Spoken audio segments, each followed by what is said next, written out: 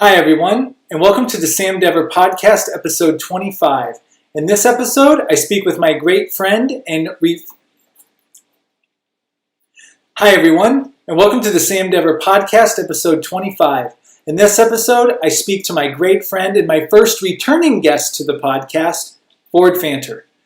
Ford, as many of you know, is a super incredible human being. He's beyond talented, an endless ball of creativity. He's a musician, actor, writer, poet, performer. You name it, he does it. He's incredible. But most importantly, Ford is just one of the kindest, humblest, sweetest human beings I know, and I'm very grateful to call him a friend. And we actually recorded this on Christmas night. So it was actually fitting. Him and I were both available to do this, and I wouldn't have spent it any other way. It was amazing. And the book of the episode is actually Ford's book that he wrote called Moth. Poetry and Prose by Ford Fanter. It's an incredible body of work, to say the least. I read it when it first came out, totally blew me away. I read it again today before the podcast, blew me away even more. As just some certain life circumstances he talked about related to me really well right now. And it is a true treat. If you really want to get a feel for the human experience and just get an insight to vulnerability, honesty, someone's fears, someone's aspirations, someone's just everything, their dreams, pick up Moth. Poetry and Prose by Ford Fanter. And we talk about the book in this conversation. We talk about a lot of things. This is actually the longest episode I've ever done. And it's only fitting that it would be with Ford Fanter. Many depths of humanity were covered tonight. Without further ado, here's my conversation with Ford. Ford Fanter, welcome again to the Sam Dever Podcast. Oh man, I'm so happy to be back. We got a lot to catch up on. I'm just so happy you're here and just you hit me with this with your background, and it's just groovy. It's creative. It's musical. You are truly in your element, my friend. The mad scientist reveals his laboratory. Yes, this is definitely the laboratory. I've been holed up in here for the last couple of days now, just feverishly working, and I love it. I love my cozy little creative space. So, you making music, or what you working on? I'm writing some stuff. I'm pulling out the one-man show again and dusting that off and rewriting that. And I'm my approach is very, taking the gloves off and doing it different than I've done in the past, where I'm trying really hard to find an idea or hone in on an idea and just execute that. I'm allowing myself to write as much as will come out. And I think it's in the past there was this fear if I have to write what's correct first, which is silly because when you do any levels of drafts, when you think about just writing something in general, there's always a first draft, but almost the mentality that I don't want to waste energy on a subject that I might change later. So I have to know what the subjects are and then write about them. And then I'll edit what I write about, where I'm just kind of writing whatever comes out and just cranking out as much as possible. And then just trusting that I can write something, write a piece for the show and then decide the next day, oh, this piece is great. This piece is so good, but it doesn't work for the show. So I'm going to just get rid of it and just trusting myself to just write something. And if it doesn't, trust what comes out. And then if what comes out doesn't end up being integral to what I'm trying to say, because I'm still finding what I'm trying to say. So if it's not integral to that, I'll just throw it out and trust that I'm not throwing out gold. I'm just, if it comes out and it's gold and I decide, well, it still doesn't work, that's still encouraging because if your first draft is really good, then by plugging forward, because I think that it's easy to feel like you're not making any progress if everything that you're making is, and I think that's why a lot of people don't even start on ideas or give up on ideas. That's what's happened to me a lot of times. You give up on an idea because you've done all this work and it's still not working, or it's just like, I just want to throw everything out. But I'm just trusting that even if I toss out everything and have to start it from scratch, that I can do that I can still finish it and make it as good as I want it to be, or say what I want to say, if that makes sense. Yeah, and as you were talking about that, it made me realize, do you view like what you do with your one-man show kind of like the same strategy of a comedian? Because like comedians will write their material, then they'll go test it out multiple places and they'll see what sticks, what doesn't. Is that kind of how it is with this one-man show? Is it the same type? You see what type of response it gets, or how does that? Maybe a little bit, not so much now with the angle that I'm taking at it. I think I will. Originally, it started with me having all these little individual pieces and deciding to start taking them to open mics and doing them in front of people and getting good responses to them, and then realizing like, well, I'd love to turn these all into one cohesive thing, tie them all together. I think that's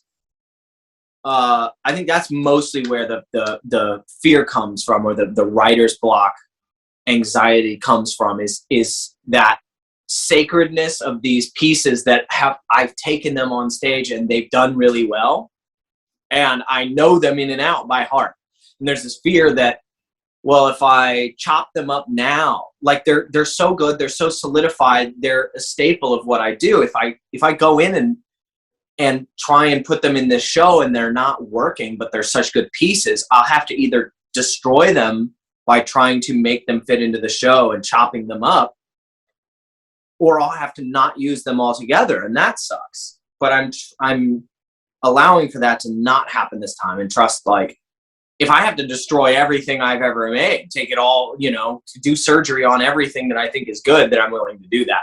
But I have kind of a very clear vision of what I'm trying to do and what I guess really the feeling I want the audience to have when they watch this and then when they leave.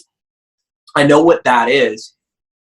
And so I'm trusting that I just have to sit down and hunker down, because I know when I have written a piece and then I read it in my space alone to myself and really get into the energy behind what I'm creating, I'm like, this is going to be powerful. This is going to be effective. And I don't think I'll take it out and test it out so much on audiences. I'll probably introduce the work to a select number of people whose opinion I trust, get their opinion of it, and work from there. I want to keep it kind of close to the chest, but the thing is not just the individual pieces, but how they tie in together. And I can't do that unless I just do the whole show. Right. So I know a lot of these pieces that I'm working with are really good because I've gotten a lot of great response and feedback. It's now trying to, the pieces are thoughts. They're chunks of my worldview. So the show itself is a shorthand version of what my current worldview is, or ideas, the main concentration of ideas that I'm thinking about. So, they all have to kind of tie together in that way and articulate what it is that I really want to articulate. So one piece individually doing well in front of an audience by itself is one thing, but if it doesn't dance and weave with the other pieces, then I've got an issue, and I have to work out that issue, if that makes sense. Yeah, I lost my train of thought halfway through that thought. I was like, no, it makes sense. This is a pure, like, that's why I love having you on, because it's just like our phone conversation. This is just gonna be a fucking wide open flow, and it's not that some of these pieces you're saying may not, it's not that they're not good, but does it fit the one person show that you're trying to do? Maybe it's good, but it won't fit for this show, so you may put it in something else down the line. Yeah. The weird thing is, as I'm working on the show, very much like it was with my book, but maybe even more so with this show, that like the show started because me writing the show started because I had all these good pieces. But as I'm going through it, my idea of the show changes. And that's the thing. It's like a complex math problem. And you have to plug things in. But the more you plug things in over here, the more this starts to teeter and not be balanced. And it's like, well, I've refined this with new ideas, but here's an old piece. And it needs to be updated. And then I'm realizing, well, maybe this piece shouldn't be in here at all, because now I'm finding a completely new direction. And I'm like wondering, is this show even, is it going to end up being, put up in 2022 with only pieces that were written in 2022? Am I going to end up just like phasing out all the new stuff? But that's like, it's like molting and growing a new skin and like shedding off the pieces where it's like, and that's sort of the freedom. That's, I think, kind of what I was trying to articulate earlier. It's like I'm allowing myself to not hold on to these older pieces and say, well, these older pieces are part of the reason why I started doing the show. So I have to find a way to work them in. If I find that what I'm really trying to say could be better said without using those pieces that are the 45 magnums of my arsenal, then so be it. I have to do what ultimately serves the whole goal of the thing. And I trust myself. I know I can write good work. And I know that I can take an idea and even though it may feel sacred to me because it's a piece that's done really well and means a lot to me, I can chop it up and say, well, maybe I don't even need all of this piece. I can just take the pieces of it that I do need, and that I'll eventually make something that's even better. But I have to trust myself that nothing is sacred. None of my work is sacred anymore. None of it is allowed to hold a place where I cannot chop it up and destroy it. I have to understand that the final draft has to be what the final draft has to be, even if it contains nothing that has been previously successful of my work. So it's an interesting and kind of stressful and confusing period that requires a lot of just trust and faith in myself. And just like, hey, you can do this. Just keep refining, keep trusting your gut, go in the direction that you know you need to go, and don't look back. Don't worry about looking back. There's something back there that's good. Go back to it, grab it, bring it with you. But like, don't worry, just forge ahead. See, and that really speaks to me, brings up something we were talking about. We were talking about the book, The War of Art, the other day by Stephen Pressfield, and just that resistance. And sometimes resistance comes in multiple forms, I feel. Sometimes you have created things, and I know exactly what you're talking about, where you came up with this idea, whether it was a song, a film, whatever it is, and you got the inception of it, but then you're kind of stuck on it, and then you don't really do anything with it, and you're like, well, I got to keep, but you made that, maybe that thing that you created leads you to another idea, like, well, maybe I'll do it like this, but then you're like, well, no, I had the idea when it was like that. So I don't, for anyone listening that's a creator, that made perfect sense to me, what you just said. And that's a discipline right there as an artist, for you to be able to just, all right, I just worked on this for this long. All right, wipe it clean, do it again. Yeah. Oh man, it takes so much courage to do that, because it's the old adage of killing your darlings, which I have a very hard time doing. I have a hard time, like, I'm so purist in a way, or I have been a lot in the past, in ways that are not helpful.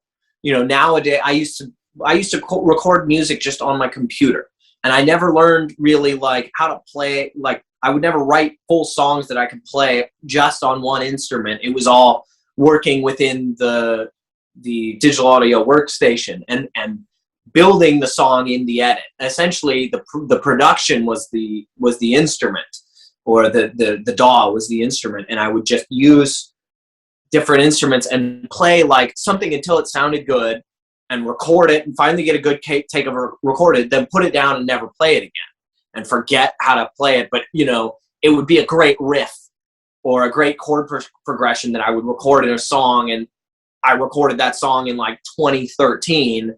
And here I am, you know, almost 10 years later, really writing a lot of music that I can just sit down and play on any guitar at any time. You know, the whole song just is right there on the guitar. And I'm writing a lot of music that way. And I may have, what I'm finally starting to do is like go back to those songs from 2013 and say, well, this song isn't sacred. I can take this chord progression that I really like. And, you know, in my mind, there's the little part of my mind that chimes in and goes, no, you're just recycling an old idea. You're not being original. You're recycling an old idea, and you have to be original. You always have to do something new. But then the part chimes into me is like, to anyone else who would come to one of my concerts, this song is new. They've never heard it before. You know, I could just say it's just not done. You know, I put it on the internet in 2013. I put it on Bandcamp, and it was part of this little shitty album that I self-produced and put online, you know. So in my mind, it's, well, that song's already written. It already exists, and I have to do something new. Where it's like, no, I can dig into that old arsenal and say, well, this song is not being listened to the way it is. I need to get it listened to. And honestly, one of the best songs that I have right now that I play is half of it I just took from one of my old songs. And it's consistently like the best song that I have in my repertoire of songs I've written. And it's because I was like, well, it's good, but it would be so much better if I took it back and reworked it again. And I'm not afraid of doing that anymore, of augmenting my work or digging things out of the past and saying, time to redo it. It was always weird to me when I would hear an album, or I would see like an artist with multiple albums, and they would have either the same like a song that repeats, like a song that was on one of their first albums. You see it on the third album. I know DJ Shadow has, I think, What Does Your Soul Look Like is one of those songs that appears on 2 of his albums. One of the parts of of that song appears on 2 different albums. And that was always weird to me, because I was like, the purist in me has to be like, which album does this belong to? What era does this belong to? What part of you is this really loyal to? You know, is it this era of this person that you were that made this song, or was it this era? I need to know, because it's like, in a way, I think I look at what people create as the extension of themselves. It's how I learn like who you are. And I'm like, if someone's learning who I am through my work, I don't want them to get confused and be like, I don't know what but that's absurd. It's just my way of thinking about things. But I don't know. It's totally insane, maybe. I'm not. There's a couple of ways I can go with that, but I think the thing like that gets my curiosity as you're talking about the process and just seeing your work constantly of various realms. I mean, you have so many creative outlets that you're skilled in, and is it working like phases for you? Do you like go, you know what, I'm just going to work on music for now, or you know what, I'm just going to write for now, you know what, I'm going to just do acting for right now? Or is it just you just go with what you feel and there's no limit? Whatever the outlet calls for, that's what you're going to do, or whatever the creativity calls for, that's how you choose your outlet. How do you just go with what you feel? Yeah, I typically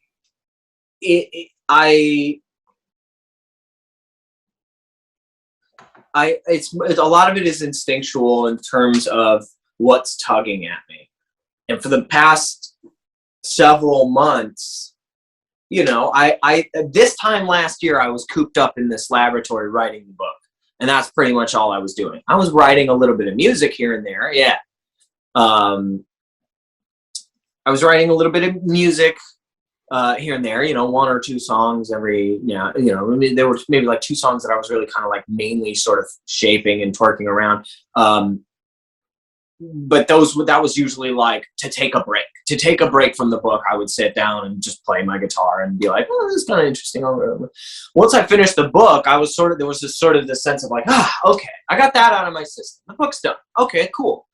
And there was a little bit of residual sort of like, maybe I'll write another one, and so I was writing more and sort of being like, well, I did poetry. Maybe what if I just write a bunch of prose and essay format stuff? And I did that for a little bit. And then I think that kind of just worked out a little of the leftover creative juices toward writing. And then my focus shifted back again to music. And I wrote a lot of music in between the spring and fall of 2021. And I've built, almost an hour set of songs that is pretty concise. And then I've played a few shows lately. And as I've played those shows, I got sort of initiated back into the performance poetry. I did a slam recently. And I was like, oh yeah, I should dig this stuff up again. And as I started, in the digging, my interest started deeming back to that. And I was like, well, I had a good run. I wrote a lot of music. Right now I feel like doing this. This is what I feel like doing mainly right now. So it sort of goes in waves. There was a good 2-year period where I hardly touched my guitar at all. The strings got all rusty. I never played it. And I almost thought like, well, maybe I'll never play music again. Maybe I've lost the interest in music, because I used to do it, constantly making music. And I think really what it was I will get bored of something after a while if it's the same thing over and over. And I was telling you, I used to do it all in the digital audio workstation. All my music would be on the computer. And doing that for 10 years, I probably sustained that through 10 years by switching eventually from GarageBand to Logic. And then I got bored of that. And then my focus switched to something else. And I was in Playhouse with you guys, and it was all acting, and that stuff. And I've realized, of all the art forms I love, if I get bored with it or I'm disinterested in it, it either means there's something else tugging at me. But what will really bring me back to it is if I find a new toy that will unlock new avenues to explore that medium. So, with music especially, like getting a new instrument completely changes the game. Oh, now it's a new thing to play around with. Writing a song on the piano is so different from writing a song on the guitar, because sometimes like a chord that's easy to play on the piano is really difficult to play on the guitar. So you just never do that chord, or you can never easily do that combination. So you can write like, oh, whoa, here's a completely different kind of song that I can write on the piano. So just introducing myself to a new toy will completely refresh my interest. And so I go through these waves, and it kind of goes through these periods. Within a year, I will be really hyper-focused on this, and then I'll just it'll dry up, and I'll be like, okay, well, now I'm on this now.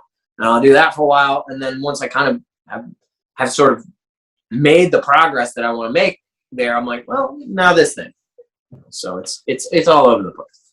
And I'm just going to say, as a spectator of you, it is fun to watch and digest. And you mentioned your book, Moth, Poetry and Prose by Ford Fanter. And the last time you were on the podcast, you were in the process of writing this book. And now the book's out. I've read it. I read it right when it came out. It's brilliant. It's amazing. It blew me away. I read it again today. And just for everyone watching, listening, we're doing this on Christmas, the Christmas episode. Man, it reminded me, and I did exactly, and you're a mentor who wrote your intro. Lady Ariana, is that how I pronounce her name? Yeah, Lady Ariana Bosco. Yeah. Bosco.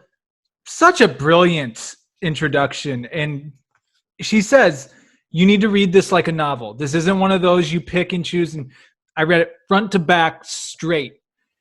What a ride, man. And what just so much vulnerability, so much honesty, so much just appreciation for life, so much just, just your deepest, darkest, for lack of a better term, brightest moments you write about and share. And it just really, it's such a special piece of art, man. Like I wanted to read it right before we got on here to remind me. And I'm telling you, I won't list the exact things, but because it's all personal, obviously, but it's like, I'm reading some of this. I'm like, oh yeah. Oh my God, this is me right now. Or, and it's, oh my God, dude. It's like, it's interesting how reading it the second time, how specific pieces pulled at me more, because that's where I'm at in my life right now. It was, so tell us about, what it was like to not only write this, and I know you talked about that a little on the last podcast, but really the completion of this and coming out with a book, because you do music, you do so many different art forms, but this was a new one for you to actually publish a book. Yeah, that was a lot of fun, because it was something that didn't require a lot from the rest of the world. I didn't have to go out and buy guitar strings every 2 weeks, or it was just sit down and put it together. Like, and the thing was, I was digging through good 2 years worth of archives to put it together, and so it was one of those. Once it really got rolling and I got halfway through, it was like, once you're in a project deep enough, you're like, okay, I know I'm going to finish this. Like, I can't not at this point. I have too much invested in it, and I can already see where it needs to go. So, a lot of times I would have to write a new piece, be like, oh, this, is the same thing that I'm kind of doing with the one-man show now, where it was putting together this puzzle, this equation of like, well, the payoff has to be here. The emotional arc has to land here and a climax here. So like, in order to get there, this needs to be substantial enough. I need to build this in here at the beginning so that it makes sense down the road. And some of it would be, I'd have to write a new piece to fill that in, or I'd have to go into my archives and dig out an old piece, or just, it was so exciting to go through several, like 1,500 poems, and then all of a sudden be like, oh my God, oh, I totally forgot I wrote this one, and this is perfect. Oh my God. Because when I started out, I picked, the ones that I thought were the best that I wanted to use. And then as I started to see the narrative, I would add more and more and more. And so it would tell me which direction it needed to go. And then when I would go back and look, I'd be like, well, I wrote this one off as not being one that I would use. But now that I have the story, this is perfect. And now I can use this one. And then, it would remind me, like, I really like this style that I wrote this little one in. And maybe I could pepper a few more of these in there to kind of add to that consistency. And so it would, embolden me to write more like that and try that style out a little more. It just shapes your voice more. You start to discover like how you like to express yourself, and maybe within that particular project, because it might change with the next project or whatever. But the book, man, it's crazy. I tried reading it the other day, and not that I didn't want to or that I was like, ugh, but I was like, I've noticed how just I think I published it in March of 2021, and here we are almost in 2022, and I look at it and I'm like, I don't resonate with this book as much as I did when I finished it. And it's because of a lot of the emotional, personal, spiritual growth that I've gone through that has exponentially healed a lot of these things that I was struggling with in the when I was putting the book together, and I that book really marks sort of the end of an epoch for me personally. Like it's me putting down deep, intimate parts of myself on paper, and then being able to see that as a whole and being like, huh, fuck. Well, I'm ready to move on from this.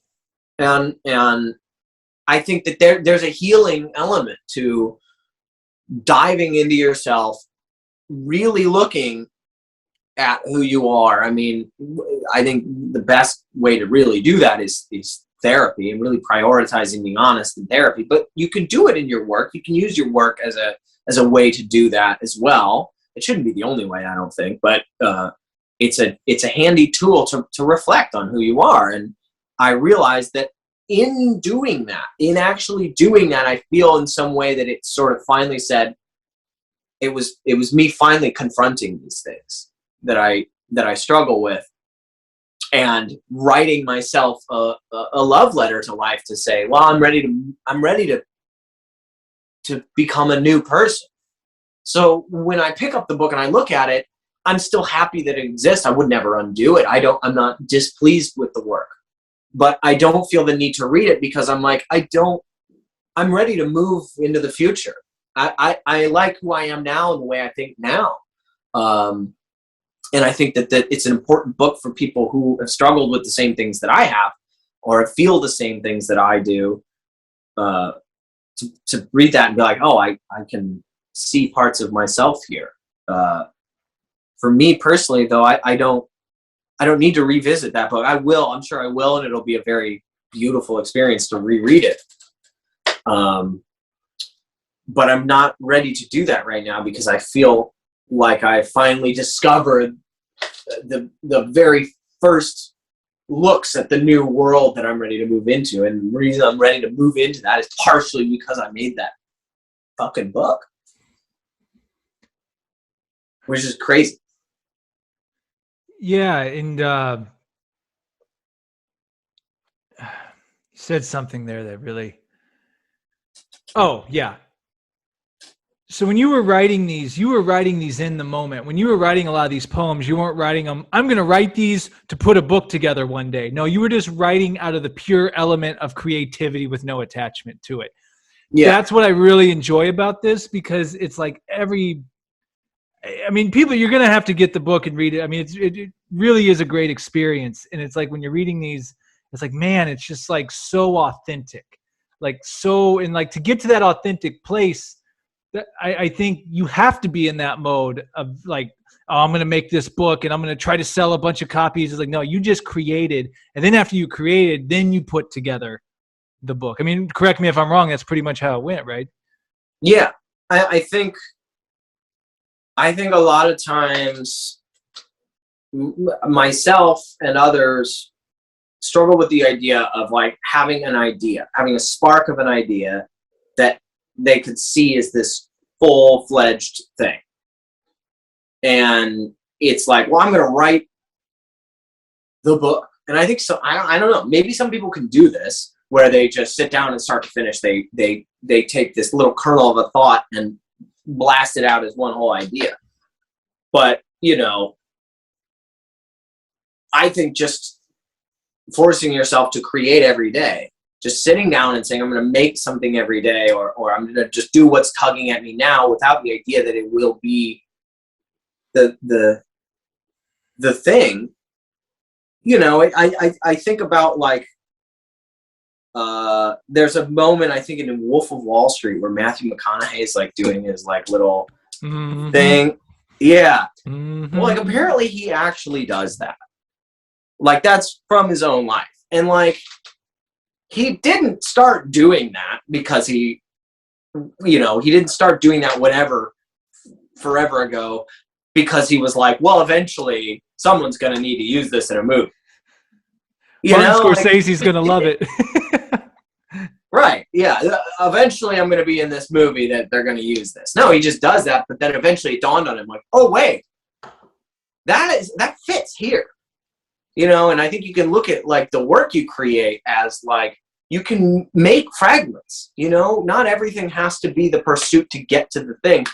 As long as you're exploring yourself every day and making little fragments or little pieces of things just to get out what's in your system now. And then you eventually discover down the road that like, oh wait, these little fragments all tie together or might fit into this thing that I've been working on and is missing a piece. And now, well, here's a piece that I already have that I didn't really plan to do anything with, but here it is now, and it fits perfectly into that spot. And I think, especially if you're writing, write every day.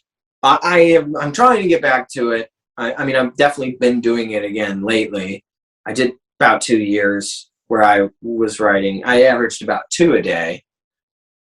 Man, that was such a good time. It was such a explorative time. Nowadays, I'm a lot more focused. I was a little more, I was just trying to get the wheels in motion of like practicing, figuring out who I am and what I think, and responding to my daily impulses and using those in some way. And now I feel that is work that has paid off, where I am, if I want to sit down, if I have an idea for something, I can sit down and write it, and it will be what I need it to be. I can execute. I can, my practice and my skill sets align with the divine inspiration a lot of the times. So I feel as much as getting on the practice again would really help just keep those wheels in motion and keep those tools going. I'm in a state right now. It won't last forever. It's something I'm going to have to get on a daily routine again to keep that tool sharp. But where like I can not create, and then I can just pick up and just do, and it just comes right out. I broke a guitar string last week. I was busking. I was playing music on the street for the first time ever. On the street in LA? Yeah, which was a lot of fun. It was totally Dude, that's wild. amazing. Yeah, it was great. I popped a string. Unfortunately, I was like, fuck, I don't have any, but I was like, oh, well, I got out here and I did it. I'm glad I did this. And I'd been, playing so much music lately and stressing about my voice, and just worrying like, oh, it's not, up to speed, or it's, I'm using it, I'm really destroying it, or I don't know. I was just in my head a lot about my voice, and, finally quit smoking cigarettes again. But a week went by, and yesterday I got some guitar strings and put them back on my, hadn't played my guitar in a week, hadn't sung anything in a week. I'd just been writing the show. And I just played through like a handful of my favorite songs that I have, and I played them better than played and sang them better than I ever have. Like it was just, and it's just like, oh, it's just in me. I've worked on these things long enough that, like, in a way, like taking the rest didn't hinder anything. I thought I was like, I'm going to be really rusty, but I wasn't. I sang them better than I'd ever sung them. Which is just an interesting observation I'm having, because I don't think that I think that I'm at a level right now in how much I've worked on practicing my skill sets and exploring my mind and my imagination and working on these tools where I can go a period of time without doing something and then pick it right back up and be able to jump right in with it without having to really get my wheels turning.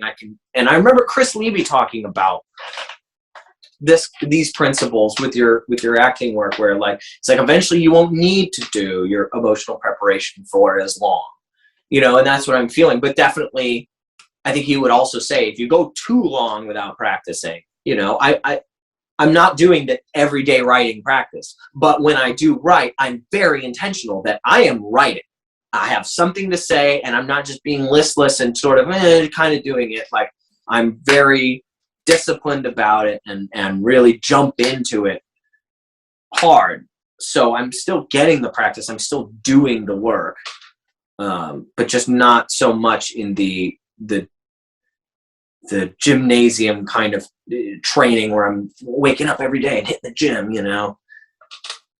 So, yeah.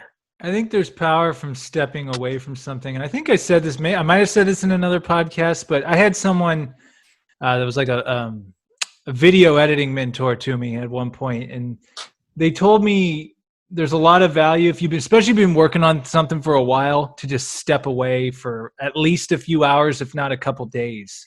And then eventually you come back to it. And sometimes I found that something that I didn't know what to do with, or I take a couple day break or a day break and I come back and it's like, boom, boom, boom, boom, boom.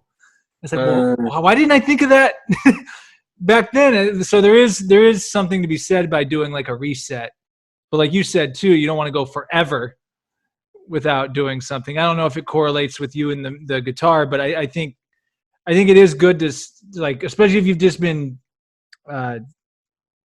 head first in something for so long, there is value to step away, reset your perspective, if you will. And then when you come to it, maybe you do see it the exact same, but maybe you go, oh, I never noticed this before because I was so focused on this thing here. I didn't pay attention to this over here. But now that I reset, I'm looking at it for like the first time again.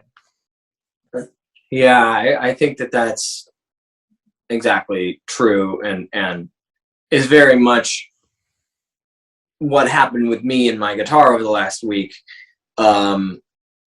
Was that I took some time to take a breather from it, and like, yeah, you get really close to what you're working on when you're working on it, and you just, it's like anything, like even like a relationship.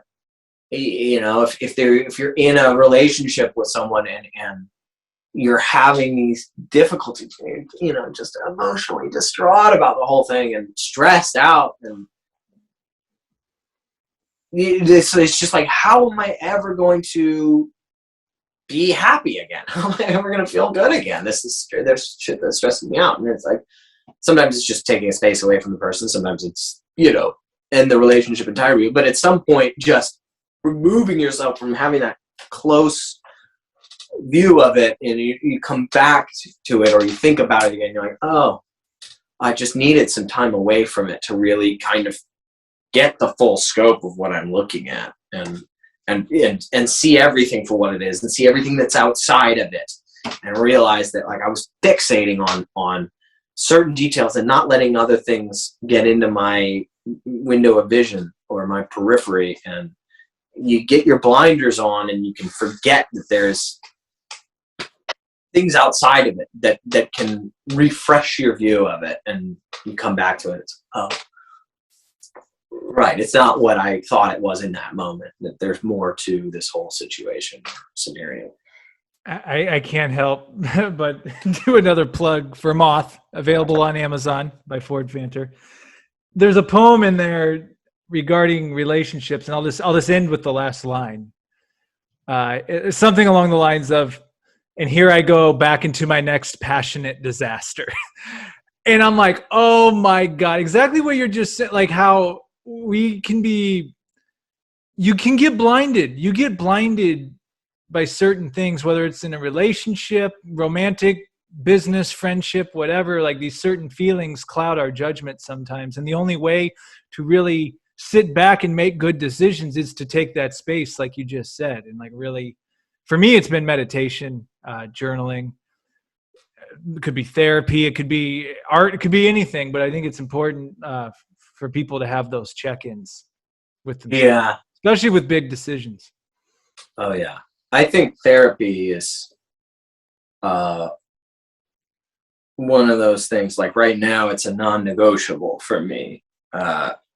I'm at my therapy appointment every week, and I'm always there with my gloves off. I'm ready to go in and do it, and I don't move my therapy around. I don't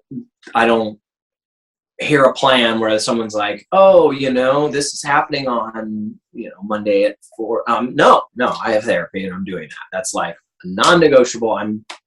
I'm going to that because I really have seen the benefit in my own life of doing that. And that's my like extreme check-in where I'm like, I need that.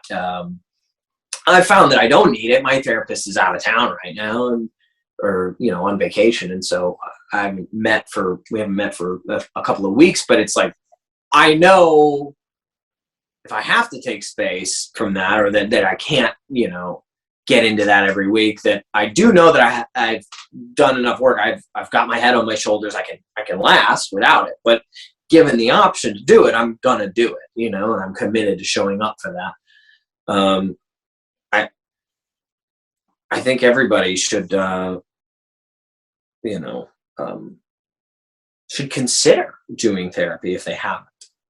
And that, like, I put it off for a long time. I was like, well, I need to do that right now. I'm doing okay right now. But it's just like, I've realized that having a place where it's not just like getting stuff off your chest. I think that's what a lot of people view it as like, I'm just releasing the valve.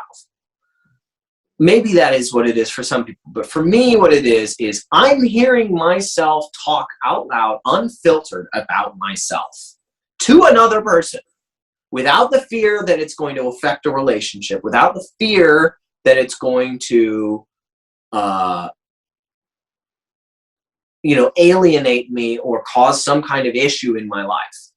So now I get to hear what I actually sound like. And now I actually know what I am. I'm actually hearing myself for the first time be fully myself. Or maybe I hear something and I'm like, I don't like that I just said that. I don't like that that's coming out of my mouth. But clearly it's what I think right now. So, I have to do something about that if I don't want this to continue. If I don't want to be this, but it's like you get a real honest look at yourself and you start to know who you are. And I think just like the fact that there's someone there that will sit there and listen to it and not be like, okay, whoa, and then not talk to you ever again. They're going to keep showing up.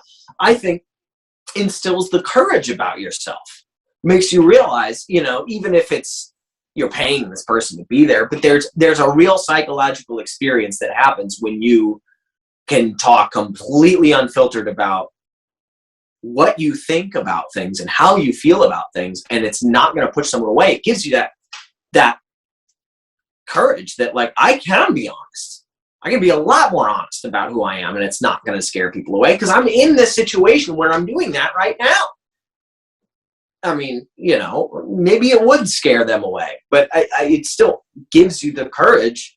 And I'm realizing that most things don't. And if they do, if the truth about who you are does scare people away, obviously we've all heard that, they're not people you want around in the first place. But I think it's just like, it really gives you the opportunity to really be intimate with yourself in a way that nothing else in my life ever has.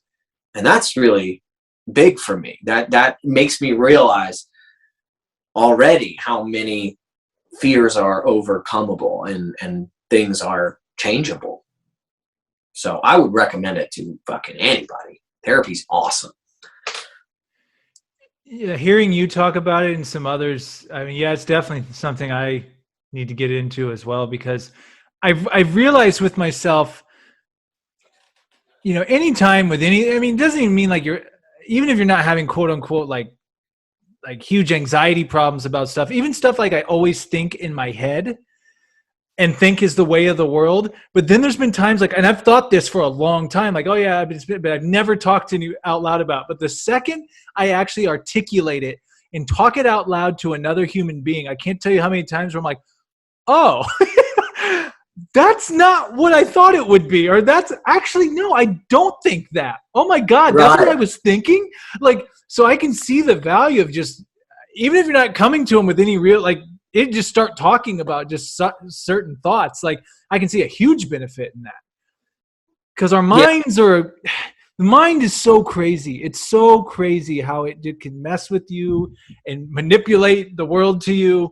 It's a powerful tool for the good as well, but I can see how like it's kind of like taking your car to the mechanic almost and letting them do some checks and go, whoa, no, that's not it. But you're like doing it to yourself type of thing. Like, I don't know. So I'm appreciate you opening up and expressing what you feel about that. Yeah, I think one of the things I've realized is like, I'm not who I think I am. And I don't mean that necessarily in a bad way or in totality, but there are times where I'm like, I mean, just even in this conversation, there are ways which I've articulated myself off the cuff where I'm like, if I had sat down and planned out what I was going to say, it would have sounded completely different, and when you create, I think a lot of there are, if I never let my ideas out of my head, I would think of myself artistically as a completely different person. Because the things that actually get made are not the things that I, in my head, was setting out to make. I mean, yes, they are, but in the same time, no, they're not. I love, there are certain types of, just different types of art that I consume, whether it's movies or music or, like even I listen to a lot of like folky kind of folk rock music, but I make a lot more of it than I actually listen to,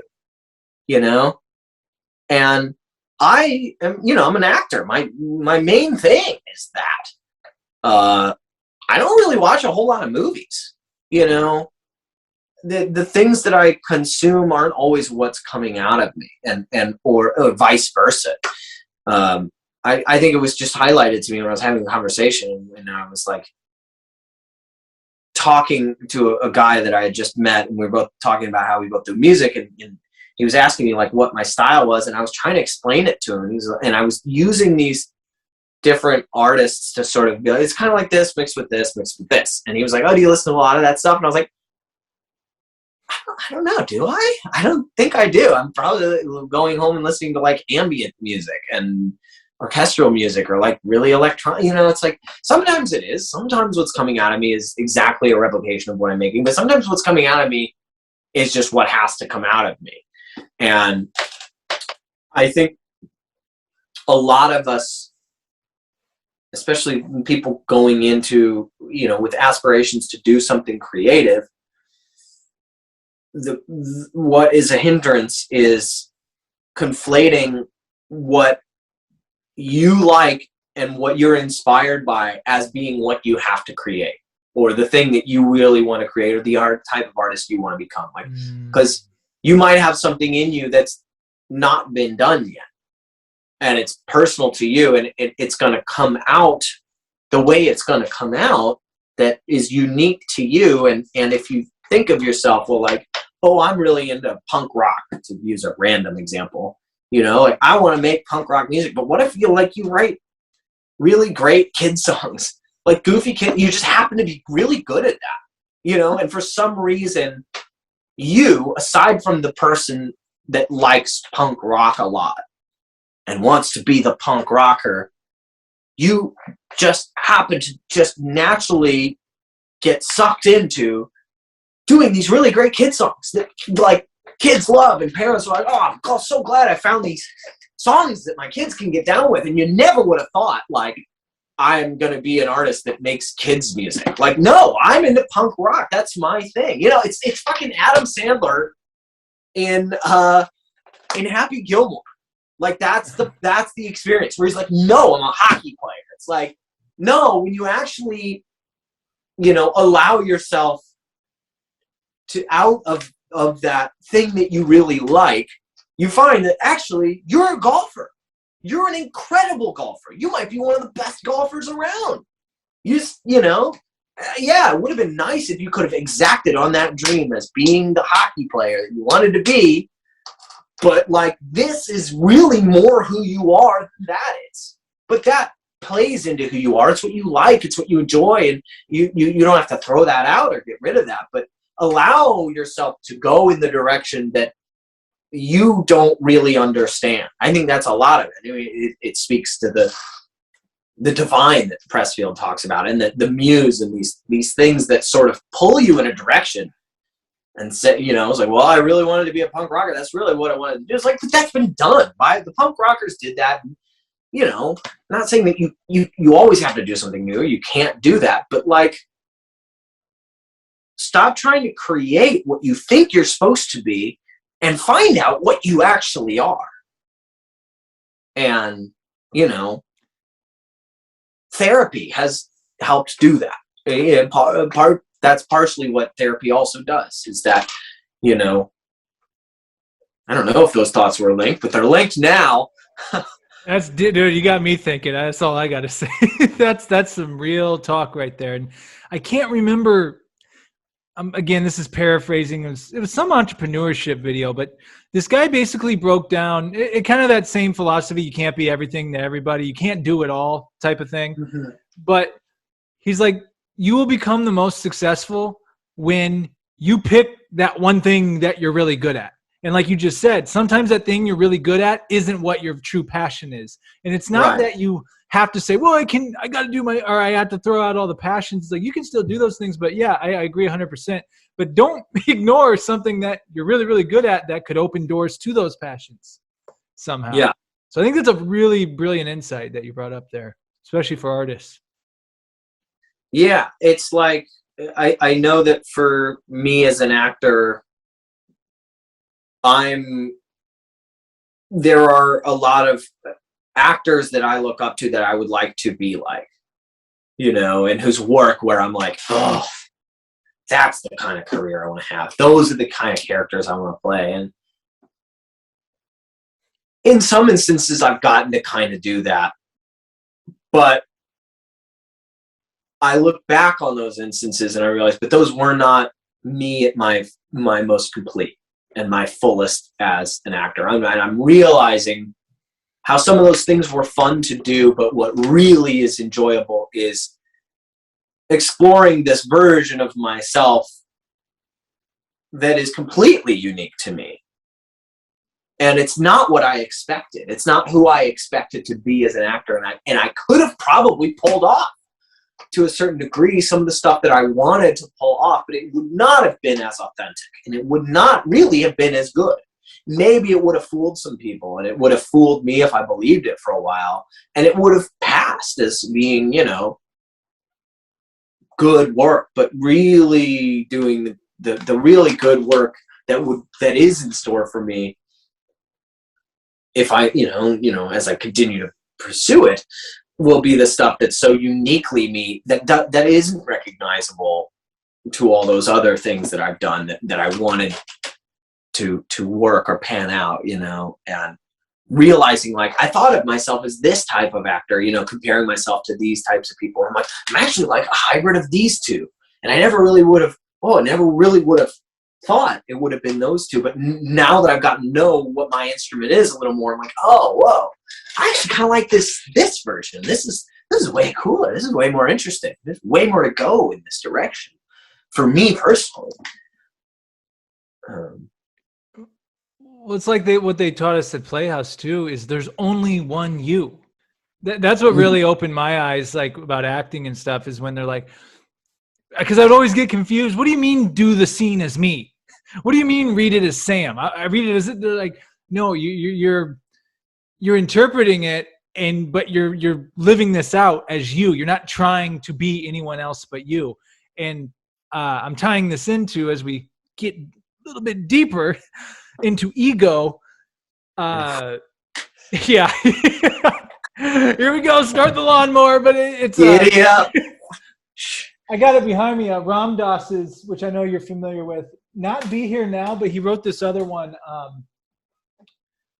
Journey of Awakening, a Meditator's Guidebook, which is really, really good. And he talks about. Right. Oh, there we go. Be Here Now, baby. I know you're on the Ram Dass train, and he talks about, because I know you go in these, like, because as an artist you have to have some ego. I don't care, like, you got to have something, but at the same time you got to be careful, because that ego can totally dissolve reality and make you chase things that all due to ego, and that's a whole other conversation. But he talks about, like, how the idea that the ego is like going into a room or changing clothes that you have.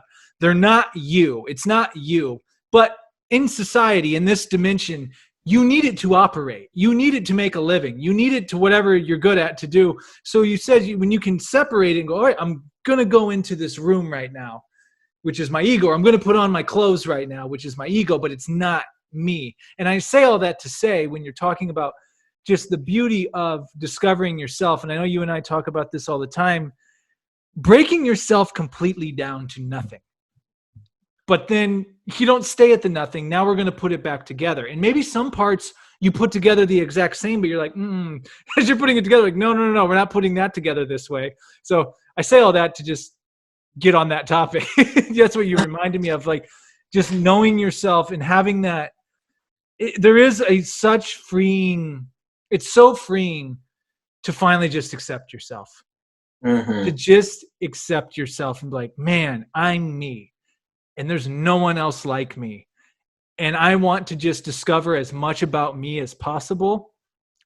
And whether I become known publicly and lots of people know who this me is, great. And if they don't, great.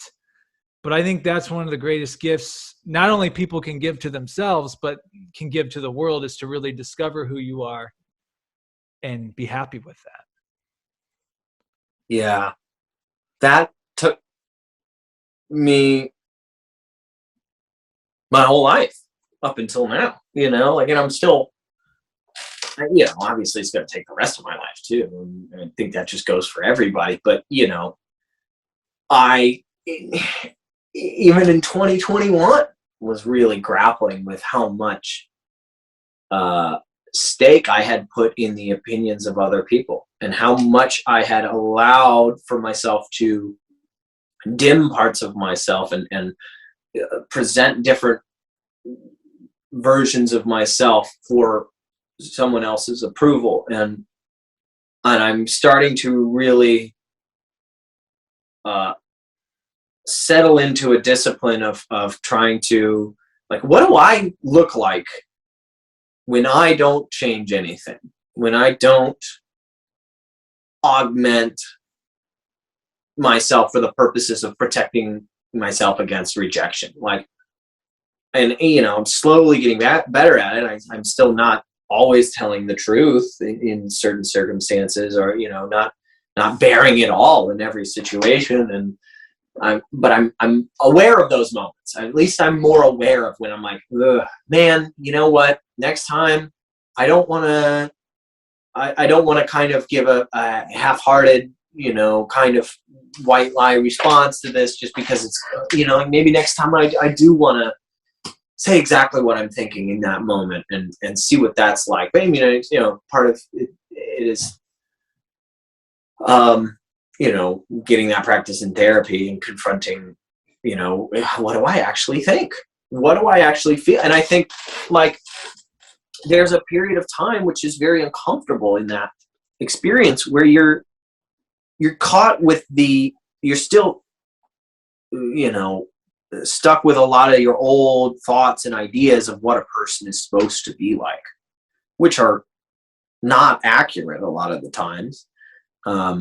And then you're experimenting with this new person that's, trying to figure out deeper and deeper who your personality is.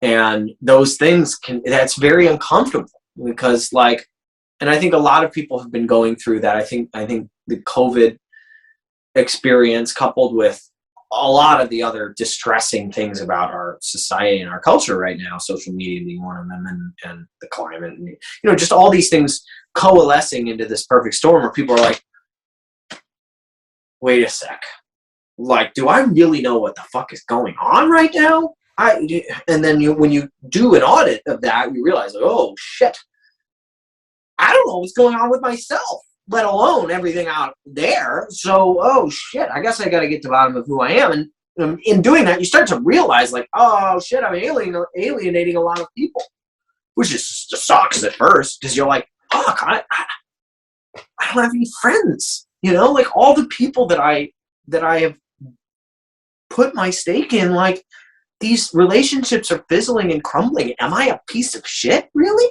Is this really what I am, actually? Is like a repulsive person no one wants to be around? But that's not true. It's just like, wait, oh, fuck. I have built these relationships on a fabrication. Of course they're falling apart because these aren't the relationships for who I really am. These are the relationships for the person that I'm pretending to be. Now that I'm no longer pretending to be that person, these relationships aren't useful anymore. A lot of them aren't, and you start going through a period where, like, I found myself being a lot more selfish lately. But it's because I'm actually, trying to figure out, well, like, what's me more unfiltered? What do I actually want? Instead of being a people pleaser, what do I want? And I don't think I'll just stay selfish, or my idea of myself. I don't think I'm actually being selfish, but I think I am in other ways that, everybody is in some degree or some capacity, but it will even out, I think. But it's like, if you're over here and you want to be here, a lot of times our first move is to go all the way over here, and it's like a pendulum eventually, or a metronome, where you might finally kind of, through experimentation over time, eventually get to that center. And so I've experienced that so much in my life. When I finally have a huge paradigm shift of self, I fly from one extreme to the other. And I'm like, no more God, no more spiritualism, no more Christian church. We're going full on atheists. No God, only science, skepticism, and then, but lately, I've started to swing back a little more and be like, maybe this Jesus cat had some pretty groovy ideas, like, maybe there's not so much stuff in some of, maybe like the basic tenets of what I was taught, to love other people and be humble. Like, okay, I do agree with a lot of those things. And so, I'm not swinging all the way back to that extreme, but I'm moving a little bit back here a little bit and starting to realize, okay, and I'm sure that process will continue. You learn to not throw the baby out with the bathwater. And that's really what I've been, that's where I've been, especially with like Jesus. And because the same with me, like when I started going back to the New Testament, and really, and Eric and I, we watch Jesus of Nazareth from the 70s, which is brilliant, by the way. If you've never seen it, it's dope. Phenomenal acting. It's really good. But you just really get the picture of like, okay, like instead of attaching these things from me growing up and having my vision of religion be painted by people, man, if you will, and the hierarchy and the structure and what man does with everything, actually look at the root of where this is all coming from and process that information how you will. And then when I do that, it's like, oh, okay, you can have all this over here. that ain't for me, what you guys are doing. But this right here, what this cat's saying, yeah. Yeah.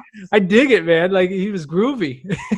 And same with a lot of the religious texts. It's like, you don't have to agree with everything, but I'm like you, man. I'm very black and white. It's like, well, if it's not this, then it's that. And if it's not that, it's this. I'm finding that the beauty's actually in the gray, the in-between. Yeah. I think that there's something to be said for not having an enemy. Which is a thought that as you were saying that, it formed in my head, and I realized, like, oh,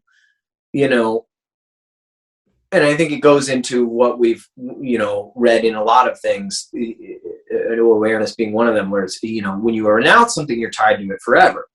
And that idea of, like, when you create an enemy, when you found, if I'm a young kid and I'm in a Christian home, my enemy is everything that doesn't align with the Christian idea. And when I was in my early 20s and I flung really hardcore atheist, my enemy was Christianity and organized religion and all these things. And I find that in politics, when you're a liberal and your enemy is the conservatives, or when you're a conservative and your enemy are the liberals, you know, I mean, I really do bristle when people say stuff like, oh, you know, just put politics aside and you know, we just need to find some common ground, because I do think that there is some degree of like, it's more complicated than that. I'm not arguing indifference or pacifism, or, you know, but because I think that there's two ways to approach transcending the like the political landscape, or you know, the very what's the word I'm looking for? I guess something that is of the world, you know. There's bypassing and then there's transcending, which I suspect are two different things. You know, spiritually bypassing is where you use your spirituality or your attempt at spirituality as an excuse to not engage in the actual world you're in, and be like, well, I don't have to talk politics because I'm spiritual. And I think that there is a valid criticism in that view of things. However, I do feel that there is a valid criticism in looking at like, yo, our problems are deeper than your political leaning, you know, because and so there is something to be said for like, why engage in a political conversation when that's not the root of what our issue is. And I'm not saying we shouldn't find the root and hack at it. But we shouldn't hack at the branches. And so I forget why I got on this train of thought. But you know, within I guess it's just the idea of extremes, going to extremes, and like you said, the gray area. I think that there is, the more I identify with something so specific, the more I feel like I'm at the mercy of something outside of myself. And I want to work towards being someone who can first, I have to know myself. So, you know, comes back to what we were just talking about earlier. It's like really getting to know who you are and what you think about things, and what you are at your core. And then saying, well, every scenario is complicated. And I think a lot of us want control, we want simplicity, we want boiled down ideas, things that we can apply over and over and they work. But it's more complicated than that. I think that the issues can be solved, but we can't passively address them.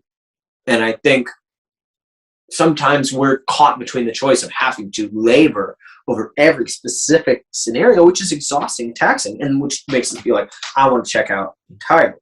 But then there's that level of things where you can apply your one size fits all, which may be in the form of capitalism, totalitarianism, fascism, any of the isms, you know. It's like this, here's the blanket solution that we've got to these things. But like you said, things are in a gray area. Everything requires its own meticulous investigation and understanding. And you can't just be like, well, this person's this way, or they are that way, or this situation is this way, just like all these other situations. Everything's unique. You have to apply the nuanced perspective to things. And I think if you haven't done the work on yourself, if you haven't taken a step back from all those things and said, okay, who the fuck am I in the first place? You're never going to be able to apply any nuanced thought to any of those things. So, you know, it's everything is so delicate, and you have to be careful. And I think it's okay that that's overwhelming to people sometimes. You know, I understand it's overwhelming to me sometimes. Well, and that's one of the bringing up Anthony DeMello awareness again, which pretty much gets talked about every episode for good reason. Yeah. One of my favorite things, and he's not the only one that's ever said this. I've read this from other people too, but they said, you know, and again, are there some issues that need to be addressed? Of course. But it can get into dangerous territory when some are just to the extreme, like, I'm going to save the world. and they just have one way of looking at it, and this is how I'm going to do it. And then you have someone else on the opposite end of the spectrum that has that same passion you do, but they think the exact opposite, or they've been conditioned the exact opposite. And you just have these people that build these tribes, and this is how it's going to be. No, this is how it's going to be. And a lot of people, we've lost critical thinking. People really don't. I love what you said in the last podcast. There's something along the lines, you believe that you believe that you believe, but do you really believe? Are you just believing? A lot of people, I think, and we'll bring up social media here in a sec, a lot of people are constructing their ideas and forming their opinions based on the opinions of others. And that's dangerous. I'll say something else about that, but it's like, when DeMello says, if you really want to help the world, help yourself first. Like, do that work, do that inner work. And again, yeah, if someone's in peril next to you, don't ignore it because, hey, man, I'm just doing my inner work right now. It's like, you got to read the situation. But right. I just wonder where we would be sometimes. I use this example, like I'm at the gym, I'm on the bike, and they got one news station that has one political view, the exact opposite news station that has the other political view, and the sound's off, right? And it was very interesting. It was very crazy. I was looking at, I'm watching them going back and forth, and they're just all angry. Every single one of them.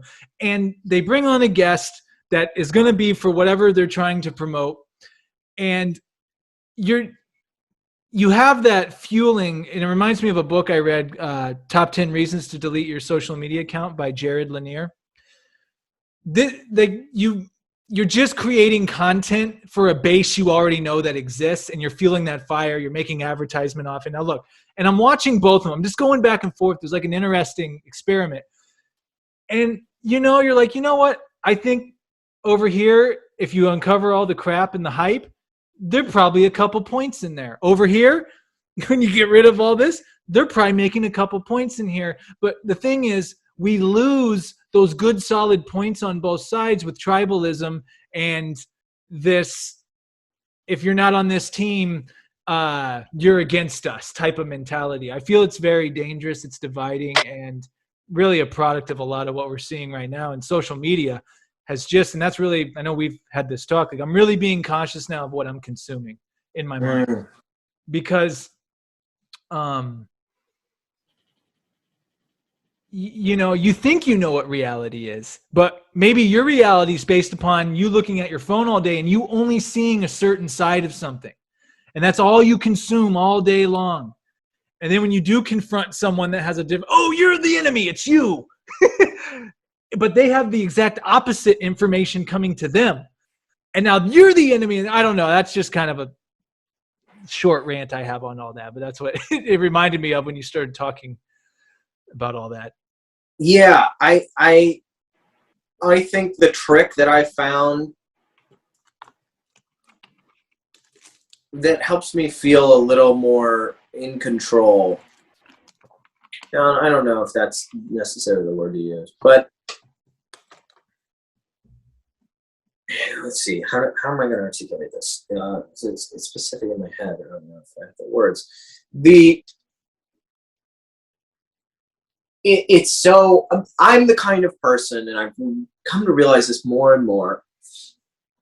I don't want to overuse the word empath or whatever, but I do feel that it's not terribly difficult for me to see a point of view that, it was part of what we've trained ourselves to do as actors, is be able to take on a point of view that maybe you don't agree with at all and make it real to you, and I think maybe that's any ability that I had to do that in the first place, it was because of this willingness to be like, oh, okay, I can see where that comes from.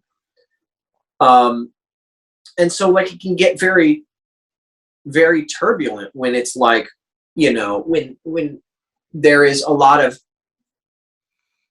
anger and there's all these issues that are being talked about, and you get frazzled about like, well, I don't know what's right, and you look at what you think other people should be doing, and there's this pressure of like, well, you got to engage in the the landscape somehow. You have to do something. You can't just be passive and indifferent. I know that affects me a lot. That weighs on me, that sense of like, I get frazzled. But I do know that what I always have power and control over is myself. And anytime I'm upset about other people's behaviors on any end of the spectrum, where it always lands nowadays is, what is this telling me about myself?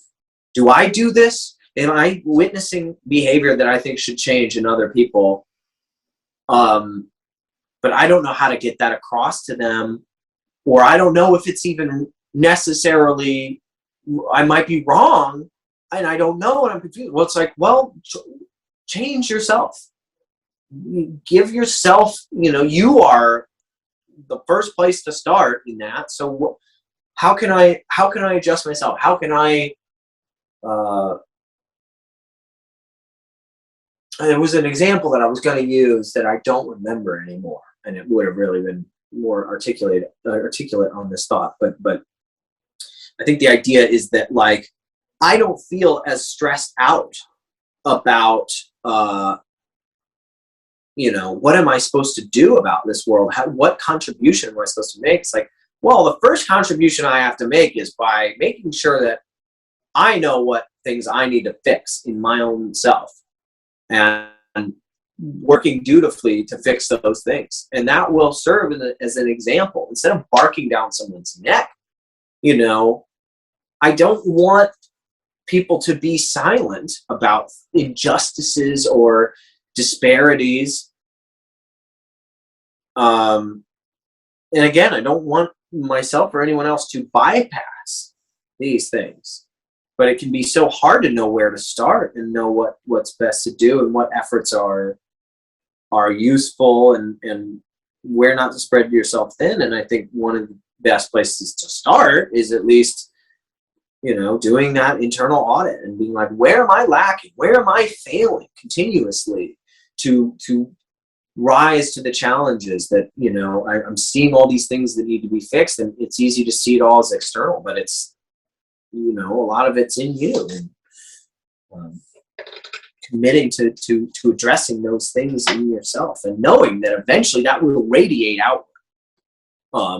It won't just automatically do it. Eventually you might feel compelled to really start. You might know better how to address an issue, and insist on changing something. I don't know, I lost my train of thought on it there. Well, and I don't know if this is correlating exactly what you're talking about, but you and I have sort of started to talk about this in conversations, and it's just been something on my mind. I've really started to maybe bringing social media into the conversation. I didn't realize how much social media distorted my reality. Like how I thought I knew what reality was based upon through this phone and on these Instagram and stuff like that. But it's amazing how much more fulfilling life has become when I've stepped away from that and started embracing like what's in front of me in my real reality. And I guess what I mean to say as well, because when you were talking all those things, it reminds me of the quote, I don't know if Einstein said it or whoever said it, he said the definition of insanity is doing the same thing over and over again with the same results. And I'm realizing there's certain things in my life that maybe I've wanted or I thought I wanted, and I wonder why I always end up at the same place. And then you have that, well, you just got to keep trying, and you just got to keep working hard and ambition. But it's like, I got my one friend, shout out to KC, and I hope I quote him correctly, but he's like, you're on the right track, but you're on the wrong train. Like, meaning like there's been a couple situations in my life lately where the way I would normally go, I was like, you know what? I've gone down this road multiple times, and it always brings me back to the same place. I'm going to try to take the other path this time. And it's amazing how eye-opening that can be. And I'm not saying that you choosing to go the other path sometimes always the right way to go, but it does make you realize how much of yourself I've been in my head, or I didn't even realize I was conditioned to be doing that I was doing on autopilot. Like you were saying, and as you were, it's like you and I just spew out all this stuff, and now I'm just trying to pick the gems, but it's like, you know, a lot of people like aren't even aware of what they're doing. And I've been in that boat several times with several things. And then I'll say like, man, why isn't this that? Or why haven't I gotten this yet? And it's like, wait a minute, have you even broken this down? Like, have you ever even truly looked at it and thought it through and thought about the true authenticity of what you really want? I don't know if that makes sense to anyone, but like, that's just really where I've been lately. Like, really, like, how many things in life have I told myself I think I want? But you don't really want that. You want the things that are maybe attached to it, like validation or popularity or whatever, pleasure, whatever. That's a whole other topic. That, chasing pleasure and desire. And it's like, man, like, it's amazing how satisfying and freeing life can really be when you really start to let all that go and you really just start to enjoy and embrace whatever's in front of you. Yeah. Oh man, I agree with that a lot. And I think that I do notice that more and more. I notice I've been really trying to smash my illusions and confront them and really look at, here's what I thought was the bedrock of things that, whatever I question, these things are always true, and start to like chip at those and realize like, wait, even some of these aren't the bedrock. There's stuff even beneath here, or maybe there's nothing beneath here. And you realize sometimes I'll be having a conversation with someone and it's not like a smug experience, but I'm going like, wait, do you even hear yourself? And it's this realization, maybe it's like desire, for example, where, I mean, just in relation to the COVID crisis, when people are like, when is this, I can't wait till this is over and things are back to normal, or, and realizing it's like, well, your life is happening right now.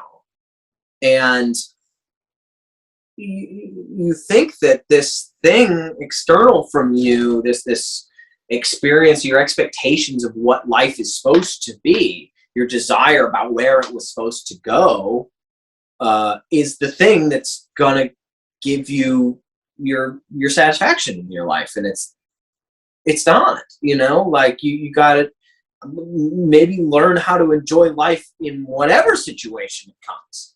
And I mean, that's just one of those simple ideas with relation to that, where when I just hearing someone talk about like, why am I unhappy? My desires are coming true. Why am I not happy? And it's like, well, it's because you think desires are going to make you happy. Once you wake up to that and you realize like, oh, the things I want aren't maybe the things I want, and it's like, yeah, you're doing the same thing over and over and accept it and expecting a different result. Like, why have none of my relationships worked? And you keep looking for a new one. I gave this here. I'll give you an analogy. I gave this to someone recently. Someone who was like really upset about a lot of things in their life, and a lot of it seemed to be how things external from them were going.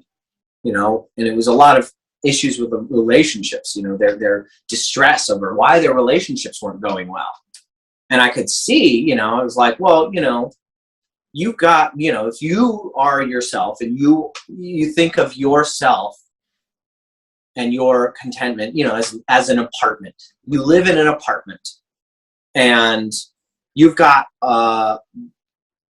this, you're not crazy about the hardwood floor in your apartment. It's a little dinged up, it's grody, it's old, it's creaky and stuff. And your friend's like, well, I have a rug. I've got a great space rug, borrow my rug. Oh, cool. You put the rug down. Oh, fuck yeah. The rug ties the room together perfectly,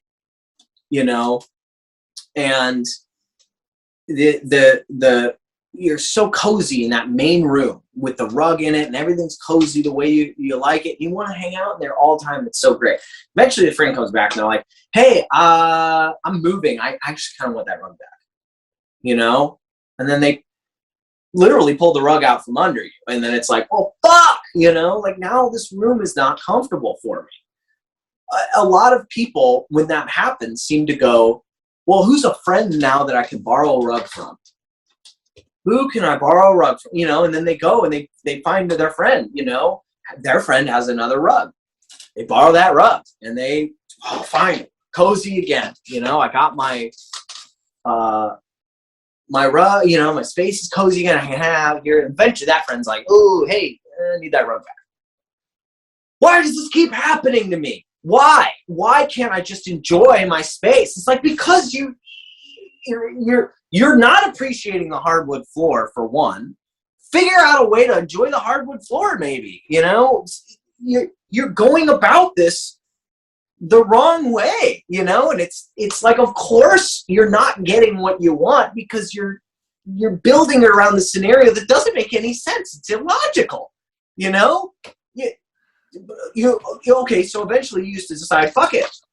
I can't keep borrowing a rug from someone and then getting the rug pulled out from under me. That hurts too much and it fucks up my space and I can't. So fuck it, I'm just going to do with the hardwood floor. And eventually you're staring at the hardwood floor and it's like, ugh, I don't even want to be in my space right now because I don't like this hardwood floor. So you start going out and you leave your apartment more. You start going out more and doing more things. And you come back home, you're a little more exhausted because you had a full day of going out and doing things. So you sleep well. You're not as bothered by the fact that your room doesn't have a rug in it because, oh, well, I'm tuckered out. I was out doing shit, whatever. I'm going to fall asleep. And eventually you realize over time, you're like, you know what? Actually, this hardwood floor actually looks kind of nice. It's not that bad at all. You start to get used to it. But, you know, you're living your life. You're going out. You're doing things. And then all of a sudden, bam, you're at a flea market, and there's the most beautiful rug you've ever seen in your life. And you didn't settle for someone else's that they picked out. Bam, there it is. That's exactly the one I want. And you get it. Now it's yours. You bought it. It's now your space is furnished, and no one can take it away from you. And even if you didn't have that rug, you still appreciate the dingy wood floor because you fucking let it be that. And you didn't keep running like a fool to all these things that weren't yours in the first place. Like someone else's ability to give you something to satisfy, it wasn't yours in the first place. You know, the job that you think will give you your happiness or all the money, none of it's yours. The only thing that's yours is what's inside you. You know, your outlook. That's the only thing that you actually have and you have any control over. And when people put all these expectations on these external things to be, you know, the satisfier, and they get frustrated when they keep chasing that. It's like, it's not that you didn't get the right solution. You're doing the problem wrong. You're doing the wrong equation. So of course you're never gonna get the result you want if your equation is faulty. You have to change the equation, which comes from inside. That was amazing. I like it's gonna that. Be real hard to pick. It's gonna be hard to pick the promo out of this one because there's a. Well, yeah. I mean, to sum it up, you did the work. You did the work to get that rug eventually, instead of relying on just complaining about things in the easy way, quote unquote, which is never. You got to do the work. Yeah, got to do that inner work, and accept that. Well, I mean, a lot of why we got on that train of thought was what we were talking about was like questioning your illusions and questioning your, you know, right, what it is you expect to give you what you want. And I feel like I'm starting to realize that I don't need anything in life. I don't need anything. And that to live, you know, I guess to put it another way, like I think happiness and I think love are two things that are unconditional, and they're only unconditional. And I think that a lot of us go, you know, if we were to be told, well, if you want happiness, it's unconditional. If you want love, it's unconditional. It's like, well, I'm not asking for it to meet all of my conditions. I just want it to meet one or two. And it's like, well, you're screwed, because I didn't say it was kind of conditional. I said it was unconditional. That means you can't have any. You can't give out the conditions. You can't accept the conditions. Like, under no condition, or happiness is yours, but it has to come with no conditions. You can't say, well, under the condition that I have the job I want, or under the condition I have the girl I want, or boy, or whatever. Under these conditions, I can be. No, it's like, no. And then when you realize that, you realize, oh wait, so I don't actually need anything to get love or to get happiness. It means I already have it. And that's liberating. And now it's like, well, now I can go anywhere and do anything. I'm free. Now I can actually go after anything I want, because I have nothing to lose. Because I have everything and nothing. Because nothing is everything. I don't know. And I think that's incredibly liberating.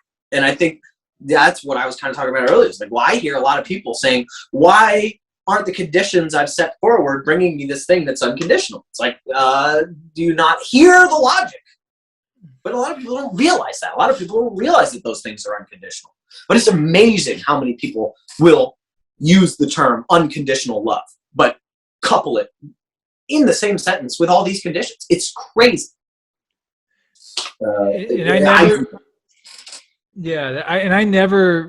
I'm just now starting to truly understand the concept of unconditional love. It's something that people always say, but probably majority don't even realize what it actually is and don't even practice it. But it's like, man, like really coming, and it doesn't even have to be in a romantic sense always. It can just be from anything. I'm really learning to just truly accept people for who they are. Now, when I say that, there's a difference between accepting them for who they are and what they do and how they act.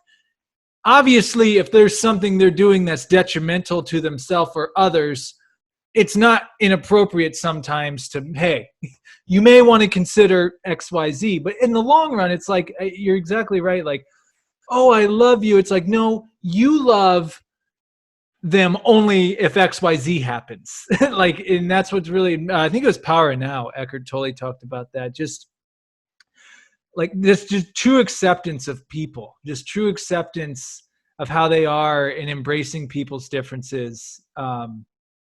And I really like the analogy you did give with the rug, and even accepting yourself unconditionally too.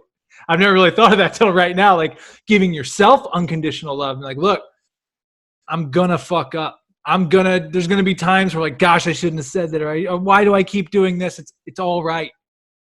You're just aware of it. I don't mean to keep name dropping books here, but like, someone's saying like, or Eckhart Tolle said too, like, just being aware that you're like not present and not totally there is being aware. Like it's a step, like just having that awareness of like, man, I keep messing up. Well, at least you're aware that you keep, and it's never going to be perfect. I don't think any of us are ever, I mean, it's just a constant adjustment almost. And I say adjustment, go ahead. Oh, I was just going to say, that reminds me of what you sent me yesterday, that the lady who's on the flight, and she realizes like, I'm not happy, and it's like, well, you could beat yourself up because your life isn't the way, but you just in that realization, that awareness of that thought, you're already forging the new path. You're clearly already on your way to changing your life because you finally admitted to yourself, I'm not happy, and so it's like, I've been guilty of that where I've beat myself up because I'm not where I need to be. But it's like, well, you're getting there, and the evidence that you're getting there is that that you're not where you need to be. You have that awareness, and that's a step in the right direction in and of itself. Yeah, no, I anyone listening or watching Tim Ferriss episode 555, audio chapter from the book 4,000 Weeks, Cosmic Insignificance, which that, I don't know, that was, maybe it's uplifting at the same time, like, wow, that's kind of morbid to know that we're just like this blip of existence, and all of this is going to be eradicated. You actually had a poem in Moth. Yeah. At the end. That's actually what you're in. I won't give it away, but like the end of Moth kind of gave me that vibe. Like, and that's why, I mean, you tell me, man, like die empty. Like die empty, because either way, it's coming. One way or another. So if there's something in you that you do want to get out and do get out to the world, like put it out. Yeah.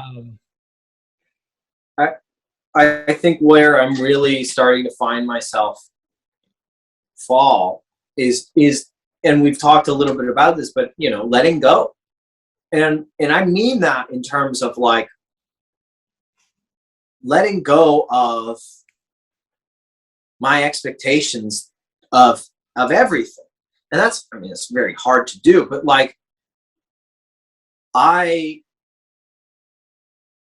don't know how to face climate change without, you know, without sitting myself down and having a talk that like, look, buddy, you're going to die at some point. And you could die in a fireball in climate change. Like that could happen. That's not out of the realm of, you know, like don't be fatalistic about it. Don't let that be a thing that puts you in depression. But like, let's be realistic, and you know, you're gonna whatever the future has in store for you, because if anything we've learned is we have no idea where any of this shit's going. I mean, it's getting real weird these days. And I think the only way for me to keep my sanity is to do what I used to think was ultimately give it up, which is just be like, let anything that's coming come and be okay with it. I'm going to die. Like I might as well like start taking daily steps to preparing myself for like, it might get ugly. You know, your life might just get worse and worse and worse. And instead of trying to manipulate the outside circumstances and desperately clamor for something to protect yourself, I think that I would rather say, well, give it to me. Give me all you got, universe. You know, give me the thunder and lightning. Like, not so much, you know, asking for struggle or suffering, but realizing that, like, I mean, we grew up in such a normally peaceful time in human history. And I think we're spoiled by that. And I want to undo that spoiling and just prepare myself for anything and be like, I am okay, you know, with anything. You know, I stumbled on an essay that I was writing just a couple days ago. I was writing a couple months back about kind of the idea of like gratitude and how people, you know, use, you know, you suffer so that good things can happen. You know, like suffering is important and it's good. It's good because on the other end of suffering is good things. And there's a part of me that really sees the value in that, obviously, the value in that belief. I don't want anyone to suffer. I don't want to suffer. But I also want to be realistic that maybe there is nothing on the other end of suffering.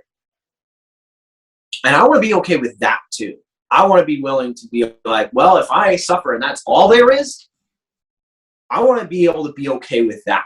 Because then you're still putting your expectation on something beyond, you know, a reward for the suffering. But it's like, if you can be okay with the suffering, even if you don't think that there is no reward, man, I think you're unstoppable. You can really enjoy life if you can even accept the suffering with no promise of a payoff. And I think a lot of times we choke down that medicine of suffering, so that, you know, this idea that it will, you know, you're going to learn something from it. You do. Yeah, you do. It's a weird paradoxical thing. It's a weird kind of hard thing to even understand in my own mind, that like the reward, it is a reward. You do get rewarded. But it's like, it's like in the same like tenets of any kind of like Buddhist philosophy, where like your desire to not suffer is still a desire, and only by releasing yourself of the desire can you actually have the desire fulfilled. But at that point, you don't need the desire to be fulfilled, but it's still going to be fulfilled anyway, because you've released yourself. And that's the trick. That's the way to get out of the loop. And I think of it in the same way. I just think it's the idea of surrendering to any possibility and saying, well,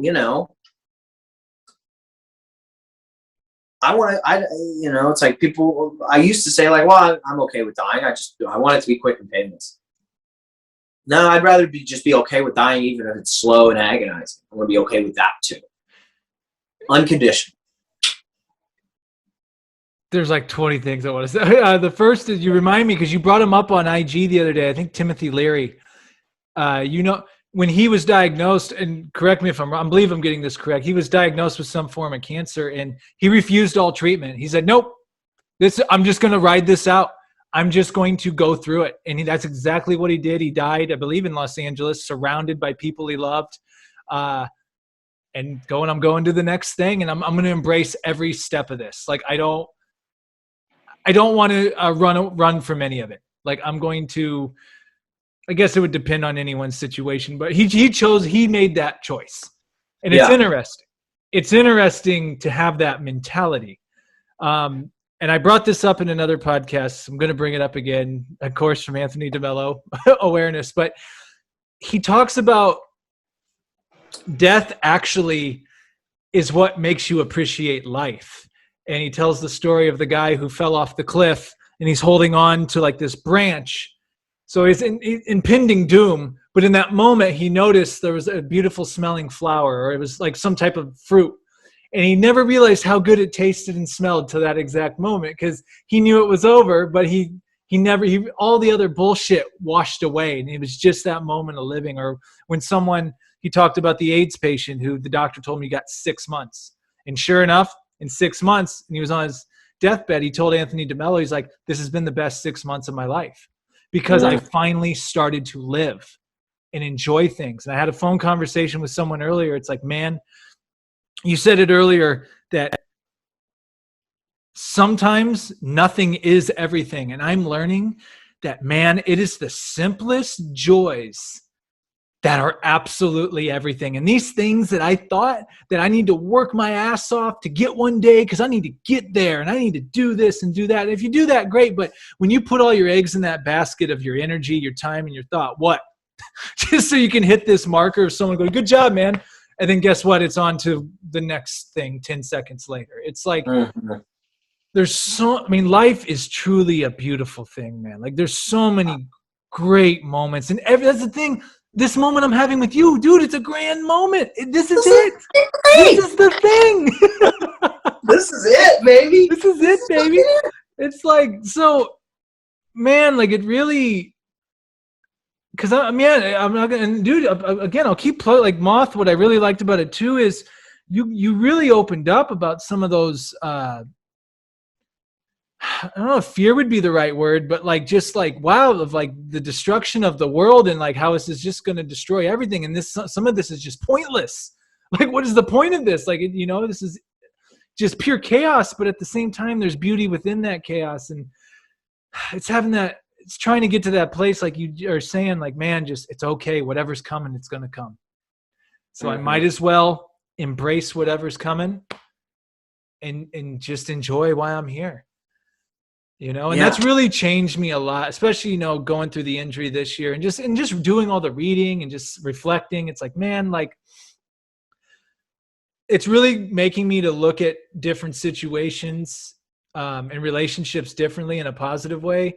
And just really, again, I'll go back to really making me realize like how much of a fantasy and illusion was clouding like what I thought of the world, and how it's, in this society, especially too, like I'm so like, I'm all for like busting your ass, and when you got something you want to do it. I'm all for that. But at the same time, I do feel there's a line where it becomes toxic, and like people, social media, maybe we transition to this, like it causes you to start comparing yourself to everybody and start going, well, this person over here is doing this, this, and this.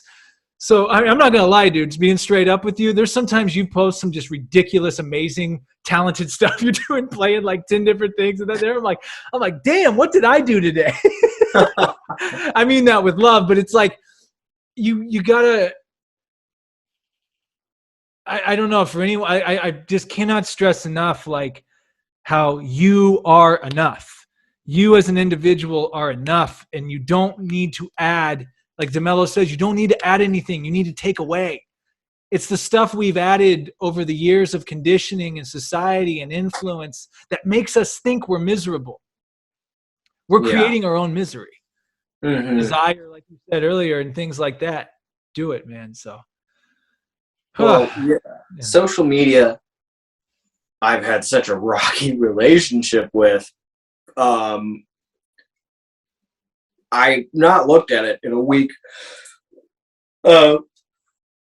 which has been a long time.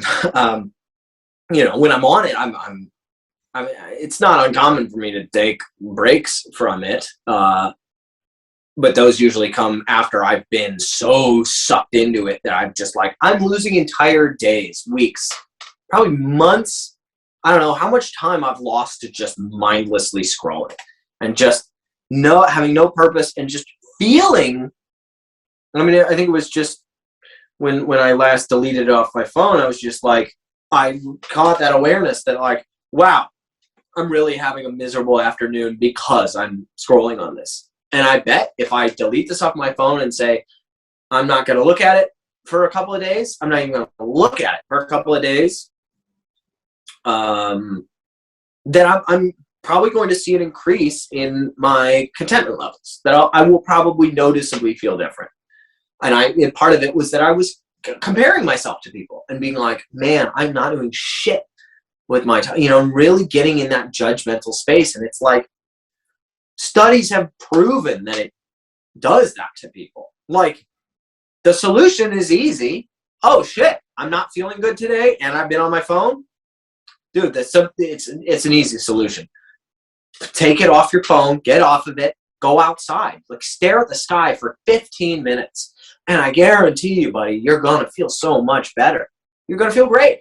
And the amount of time I've actually spent, doing shit that I actually enjoy and not thinking about, where it's taking me or what it, how it's, and the whole popularity thing. Like, it really blows my mind because I already, deal with my own insecurities in terms of, and since childhood, that view of feeling like, am I accepted by my peers? Am I going to be rejected or not? And social media is like resurfaces all those childhood insecurities about, popularity as currency, and feel, that agonizing feeling as a kid of feeling like this is what the currency is, and this is what people seem to be enjoying their life more with that currency, and I don't feel like I have that. And you see that and social media is just such a heightened thing of that. But what we were just talking about is like, once I realized that, like, and it really takes some work to realize, to smash that illusion that like people liking you is what gives you value. It's like, no. What gives me value is when I sit and play my guitar by myself sometimes, way more than some schmuck I don't even really understand, and who doesn't understand me. Like, me getting their approval is what I'm banking so much of my contentment off of. No, delete the fucking app and get the boost you feel when it's like, man, I just like playing this fucking instrument. This is fun. Or, oh man, I'm really enjoying reading this book. Or I'm, really enjoying going on this hike. And I just feel, oh God, I don't understand how there are grown ass fucking men because it's mostly men who are pushing these new technologies, and the meta and the VR world, and the and it's like all these like promised solutions to our unhappiness in the form of these technological things, where it's like, is anybody paying attention? Like, we're like, you're beating me over the head with the understanding that this stuff is not good for me. Like, more of it's not gonna fix the thing. We're clearly not, this shit's out of our hands. And like, I want to go back to simplistic living. I don't want to slave to social media, with the desires of the audience there, because I see friends that are desperately trying to make a TikTok career, and you can see it. It's like this. Do you guys like this? Is this what you like? What about this? And it's in the form of these little 15-second fluff videos that are going to be forgotten about and it's just like, you're killing your artist inside. You're killing the person inside you that has real deep things to talk about. I'm like, I don't think everything needs to be, deep and socially, I don't think everything needs to be big and conceptual. And I think you could have fluff, but even the fluff we've got is not because, well, hey, I just like fluff and I'm just doing that because this is what's fun. It's like this, it's like we're selling ourselves out so much. And I think that when you spend so much of your time as an artist just trying to pander to like the 15-second attention span of people making stuff that doesn't really mean anything, it's like you're doing it because you understand now that, well, this is how I get somewhere in life. This is how I get somewhere in the industry that I'm trying to compete in. So I got to do these things. Like, what do you do when you get there? What do you do when someone finally, starts paying you good money for your posts and you haven't practiced anything but making stupid, 15-second videos that you're that don't, it's like, what are you practiced in? Like, that's Chris always said that, the thing that you do the most is what you will be good at. It's like, stop posting your 10-second videos because that's all you're going to be good at. And you're gonna, I do think that runs out. You get to a point where it's like, well, the whole point I was doing this was because so I could finally have the opportunity to do the bigger thing. Fuck it. Then do the bigger thing. Fucking do the bigger thing now. And stop trying to chase this currency. I'm not trying to insult anyone who's doing this. I'm pleading with people for their own sake. Like, don't give in to this fucking monster. Don't give in to this machine. Don't give in to this all this shit that's outside of you. Do what you do. If you like to do that, that's fine. I'm not saying that it's not okay to do that. Some people are about that, but I know people that are definitely not about it and don't understand it and are just throwing spaghetti at the wall, hoping that something sticks. And I'm like, you're at the mercy of something that doesn't even understand itself. And you don't understand it. And why are you trying to compete in this? And I mean, I get it. I know why. Because you think you want something. You think that this is the thing that will take you where you want to go. No, it's not. We have to go inward. And a lot of times inward is where our best ideas are. And okay, you get a few successes with some small things here and there. And I'm not saying that it's always not workable, but I've seen a lot of artists that I think have a lot of talent that are not rising to the challenge of really throwing all that weight behind something that they really believe in and saying, I'm going to put everything I am into this bigger, fuller project that speaks more to who I am than trying to sell myself as something on this platform.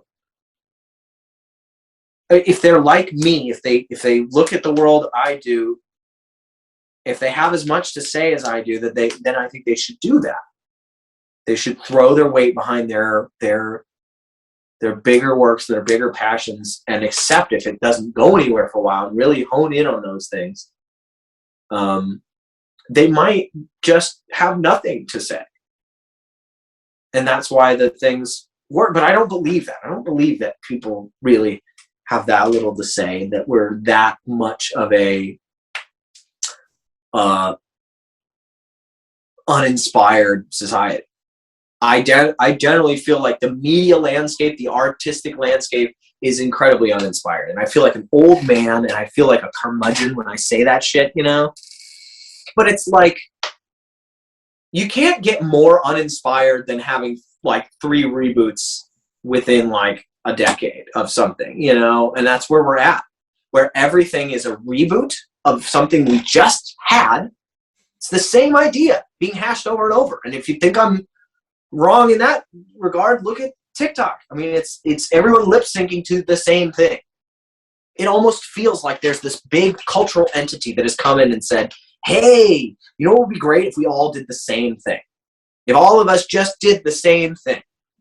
You know, and it's like, but there's so many good, you go on Wikipedia. If you just do random article a bunch of times on Wikipedia, you'll be like, whoa, you could make a movie out of this. Whoa, you could make a movie out of this. Whoa, this is interesting. No one's doing that. It's like, hey, you want to see the same superhero that we've been cramming down your throats the last 20 years?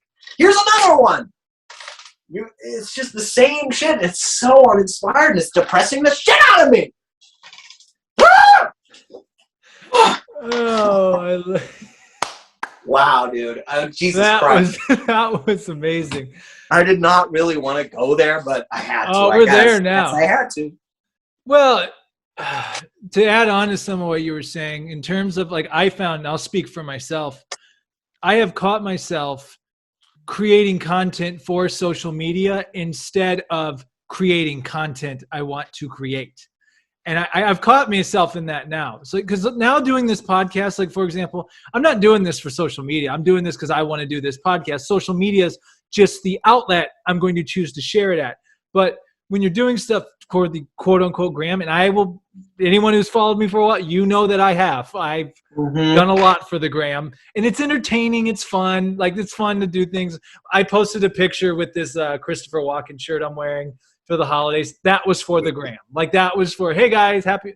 But it's like, if you're doing that every day and you're doing it all the time, and like, look, I'm not saying you can't do it once in a while. It's just like, you really lose yourself. And I think you really, like you said, like, you water down like your true creativity. And it's something else I wanted to add on to everything you're saying is, like, for me, again, personally, I've really analyzed a lot of my intentions of posting.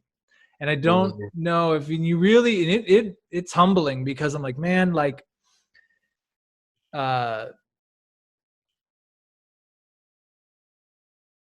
thirst traps, for lack of I'll use that as an example. Like, women and men both do it. And I'm really rethinking that whole thing.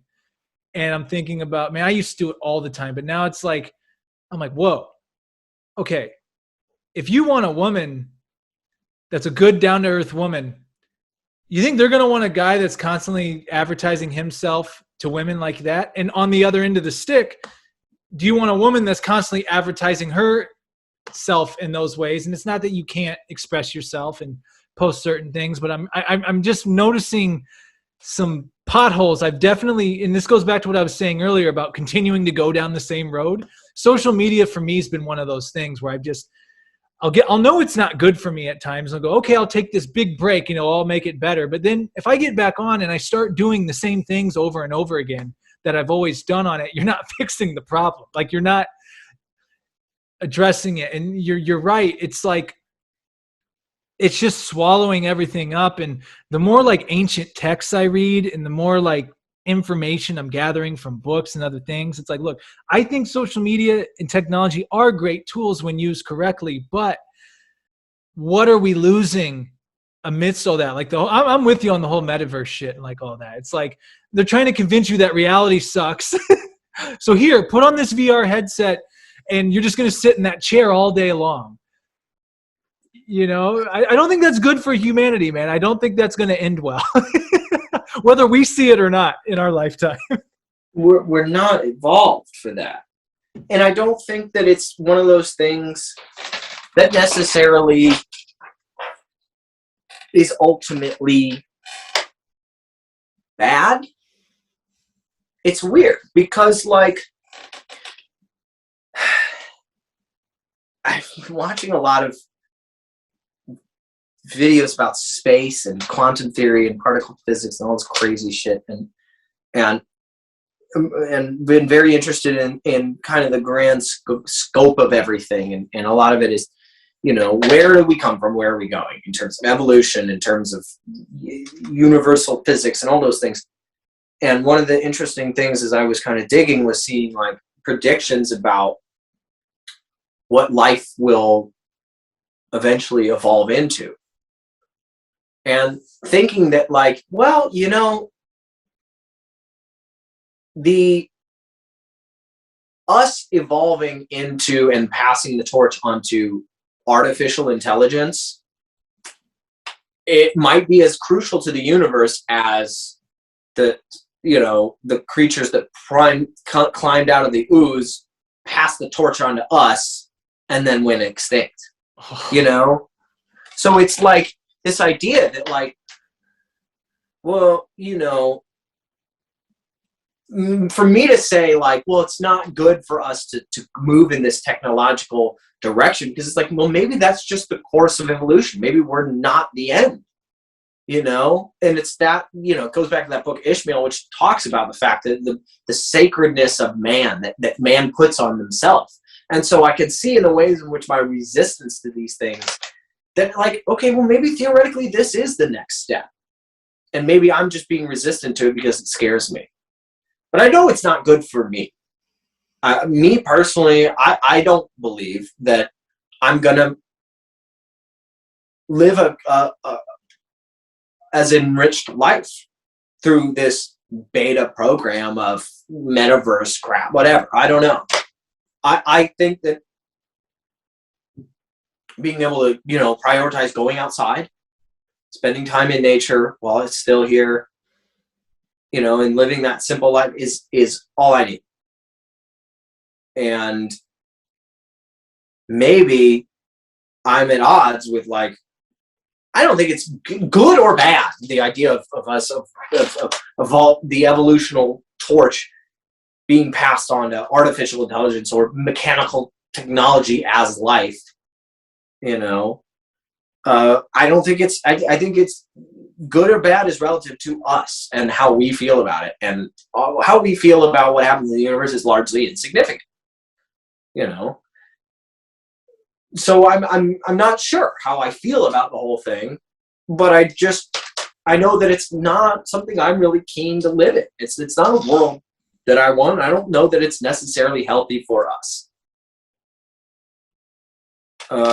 I don't think that us being the last link in evolutionary progress is important to anyone but us. So it's a weird dichotomy. It's a weird dissonance that I have about it, where it's like, well, what does it matter? Well, it matters to me. As an individual, it matters to me. I don't fucking want to be plugged into something that, it's the fucking Matrix, dude. We've got movies about this shit. They're making the Matrix right now. They made 4 movies about this shit. I don't know. Maybe it's good, maybe it's, I don't know, but I just, the writing on the wall is not good. You said something very interesting earlier that made me think. Well, the whole thing about we're the bridge to the next thing of the evolutionary chain, that was crazy. But then you said that we lived in we arguably lived in the best time period ever. Like, seriously, like probably the safest, most whatever. And then now things are changing. And I like what you said too. When people are like, I wanted to go back to normal, but it's like, well, this is your life now. Like there's like when you look through history and some of the things that have happened, and it's crazy that what's happening now is happening to us, because these are things you just read about in books. That, back in the whatever, this happened. Oh, that must have been bad, but it's not like that now. And then now we're dealing with stuff that we weren't accustomed to. And it's like, oh no, it's like, there's times where I still like kind of sit and reflect. I'm like, yeah, no, this all happened. Like this is all happening, and for better or for worse, like it's happening regardless. Things changed. And no matter what happens moving forward, I think there's just going to be some things that are not coming back and some things that are now introduced that are here to stay for now, at least for us. So yeah, man, I don't know.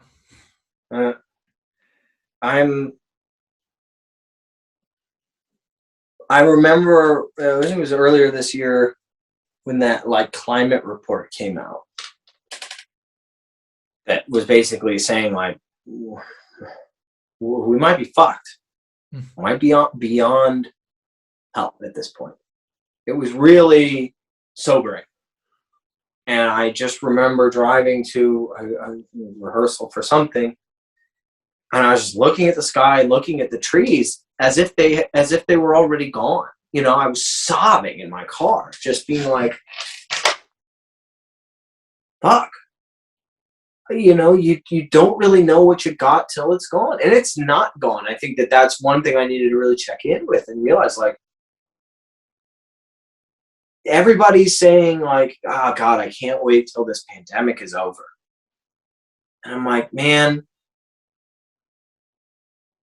be careful what you wish for, you know, in terms of it being like, I could say, well, I can't wait till this pandemic is over, but I'm looking forward. And you know what's forward? More problems with the climate, which is like, there's something with me that says, well, I'm willing to, this is fine if this goes a little slow right now. If time goes a little slow, like I'm okay going outside and appreciating exactly what this is right now. Because like, hey, fast forward to when this is over, you're also fast forwarding to potentially our climate not existing anymore. And the beautiful trees and all the birds and all the like beautiful, innocent and just all this stuff that exists out here in the natural world that has just been so tranquilly balanced for so long. For longer than largely longer than we've existed. I'm pretty sure, like, for as long as we've existed, humans in particular,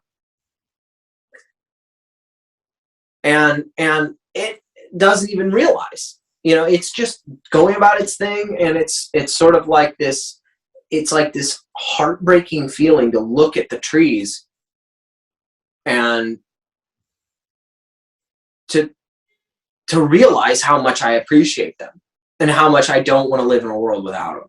I don't want to live in a world without all the pretty green plants and the blue skies and the purple and pink flowers and the hummingbirds flying around outside and even the little raccoons that get into our trash and the little squirrels that take nuts out of our hands when we're sitting out front, and the coyotes that I can hear howling running through the neighborhood, and the owls that I see in Griffith Park when I go there, or the tarantulas that sometimes come out of the ground. Like all this life, even in this city, there's so much, and it has, and it's just, if nothing happens, it's going to be gone very soon. And you sit here and you think, well, fuck, I can't enjoy my life until this pandemic is over. Yes, you fucking can. Yes, you can. Stop bitching about this stupid pandemic. Yes, it sucks. I agree, it sucks. It sucks that I couldn't eat indoors at Fred 62 last night, and I had to eat outdoors. It was cold. Like, yeah, that sucks. But god damn it, like, this could be the last couple of years of beautiful, peaceful, serene environment. My parents are in St. Louis. It's 68. It should be snowing. It's 68. We had what, like 5 tornadoes that ripped through the south and southeast and Midwest area in December. Like, dude, we are fast approaching the fucking apocalypse. You drive through fucking the desert. I spent 7 hours driving from Las Vegas to LA. Both round like two took about 6 hours. Back took about 7. I was in gridlock traffic in the middle of the fucking desert. Like, we don't need to get back to this stupid economic, like, whatever. Like, yes, we do, but like, fuck, dude. We just do not know how to appreciate what we have, and we're really gonna miss it when it's gone, and it's fastly disappearing. And I don't know what to do about it other than to just be like, well, this is pretty all right. I'm pretty okay with how everything is right now. I can live with this because it may only get worse. And as we talked about, I want to be okay with that too. And it starts with fucking appreciating what's happening right here and right now. Go outside, smell a flower, hug a tree. I don't know. Well, I think what you say is just a great analogy for life in general. I mean, dude, I really felt that. Like, I want this to be over so I can get to this, but like you said, you're wanting to fast forward your present moment right now. And like you said, like in anything in life, man, once you get rid of one thing, another thing's going to pop up. So even if this pandemic does get over, quote unquote, it's like the new thing's going to pop right up. And I'm really glad you said that. Gave me a lot of perspective on just really making the most of your life now and enjoying what is in front of you now, you know? So I'm not necessarily very good at it yet. I still have a lot of work to do. You know, if social media's on my phone, I'm sucked into that, and I'm not going to the park. Like, that happens to me all the time. I spend more time staring at a screen than I do staring at the sky. You know, so I mean, I'm saying all this to myself too. It's just it's sad. It's sad to see like how out of control it feels like things are going. And I think it's easy also to make things out to be worse than they are. And I think that's categorized by the fact that I was, like I said in that story, driving home and looking at the trees as if they were already gone. They're not. I have today. I have tomorrow. I have the next day. It's so long as I'm alive, so long as, you know, something maybe I don't, but you know, I have right now. They're not gone yet. I still have. It's not as catastrophic as I don't have to jump the gun and catastrophize it, because that's going in the opposite direction too of what I'm even talking about. But I don't know. It's just things are going to get chaotic, and they already are chaotic, and I'm managing okay in this chaos. I'll be okay in the next form of chaos, the next tier, the next level. I can be okay with that. I could say, fucking hate social media, and I fucking hate the metaverse, and I don't want to do any of this crap. But that is in motion. I can't do anything about that. I don't know what that world will look like. I have to learn to be okay with the world turning into that too. I just have to, you know, engage with it on the terms that I'm comfortable. Whatever those are. And that's where that inner work comes in, right? Like, that's where, yeah, the world around you is going to change no matter what. It's what are you inside? And it's all perspective. I mean, dude, if you got solid foundation and solid grounding, and yeah, even if stuff happening around you, like, man, I'm not with this or that. It's like, well, at least though I have perspective on this, and I don't feel hopeless, I guess is the word I'm looking for. You know what I mean? Like, perspective perspective is pretty powerful. It's like, it really is. Like, you can look at things two people can look at the same thing, and I think you've seen the meme, right? Where one person's looking out the window and it's doom and gloom, and the other person's looking out the window and it's all bright. And then people have been making memes, like making fun of it. But the general concept is like, we really do create our own personal hells and heavens on earth, I think. A lot of times. A lot of it's self-induced. Now, look, that's not to say crazy bad shit doesn't happen, because it does. But there is a lot of self-induced things we do to ourselves that make us miserable and a bunch of other things. Yeah. I think my goal now in life is to be that character on the right side of that panel no matter what. Very hard to accomplish, but like I want to be that guy looking out the window with a camera in my hand, smiling, even if it's rock wall. Yeah. You know, like, Yeah. and I'm getting better at that. And that's what's so exciting to me, is that like I have found myself recently like really tapping into that in a real way for the first time, where I'm like, have a hard day and something goes wrong and I get emotional for a sec, and then I check in with my awareness and I realize where I am, and I might start crying and laughing and like being like, life is great. Life is fucking awesome. Like, I'll take this. This is great. Walking, I was walking around my neighborhood last night. It was super quiet. No one was out. I was all alone. And I was like, man, I am more alone than I've ever been on Christmas Eve. Like, this is the most like lonely Christmas Eve I've ever had. But like, I'm okay. Fuck, I'm alive. Like, the air is fresh. I'm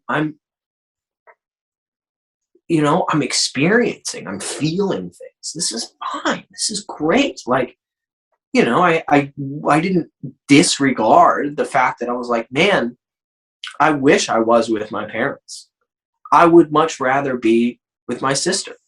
I would love to have a significant other to go out to eat with me and be all cute with. And, thinking in my head, like, well, if that never happens again in my life, that's okay. I had those things at one point. I've had those wonderful moments, and I know what that feels like. And I'd see a couple, walking arm in arm, and the girl might lean up against the guy and cuddle up with him, and then reach and kiss his cheek or something. And then, of course, the first initial thought is like, man, I would love to be experiencing something like that right now. But then watching someone else experience it and then choosing to be like, well, at least they have it. At least they get to have that. I've had that before. I know what that feels like, and that feels pretty good. And I'm glad that they get to go through that. And like choosing that like rewards you in a weird way. And it's like, oh man, if I'm like happy for others, I'm giving myself something. And if I'm okay with whatever. Again, it comes back to that like unconditional. Like, well, my condition would be having people to spend Christmas with. In the flesh, people that I'm really close with and care. Well, that condition isn't being met, and I'm still okay, and I'm still happy, and I still fucking love life anyway. I'm being unconditionally happy right now. And that's it, man. That's I think that's the key. It's like chasing that realization and that kind of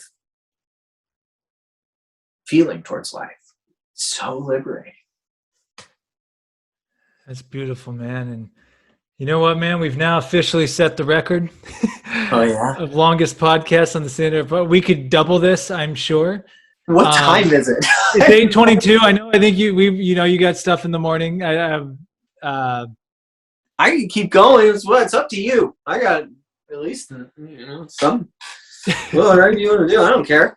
Well, one thing I'll say on what you just, Chris Clark said this on the last podcast. Like, when you do see someone like successful at something or something good happens to them, and like you said, seeing the couple like getting all cute, instead of having like that type of attitude, whatever, man, give props, like give love and give energy. Because when you do that, you're putting yourself in that same vibration they're in.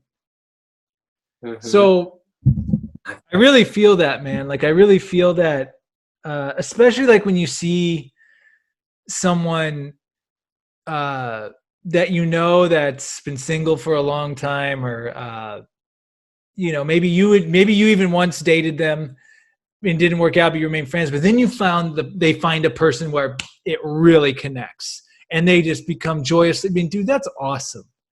Like, that's awesome, man. And like, I love what you said. Like, I mean, yeah, I've had those moments in my life too, where I'm like, I look back at my life, and I know we've lived our own individual lives and had lots of interesting experiences, probably to say the least. And it's like, I look back, man, and I'm like, man, if it were to end today, I can't complain. I can't complain. I got to do and experience a lot of cool shit.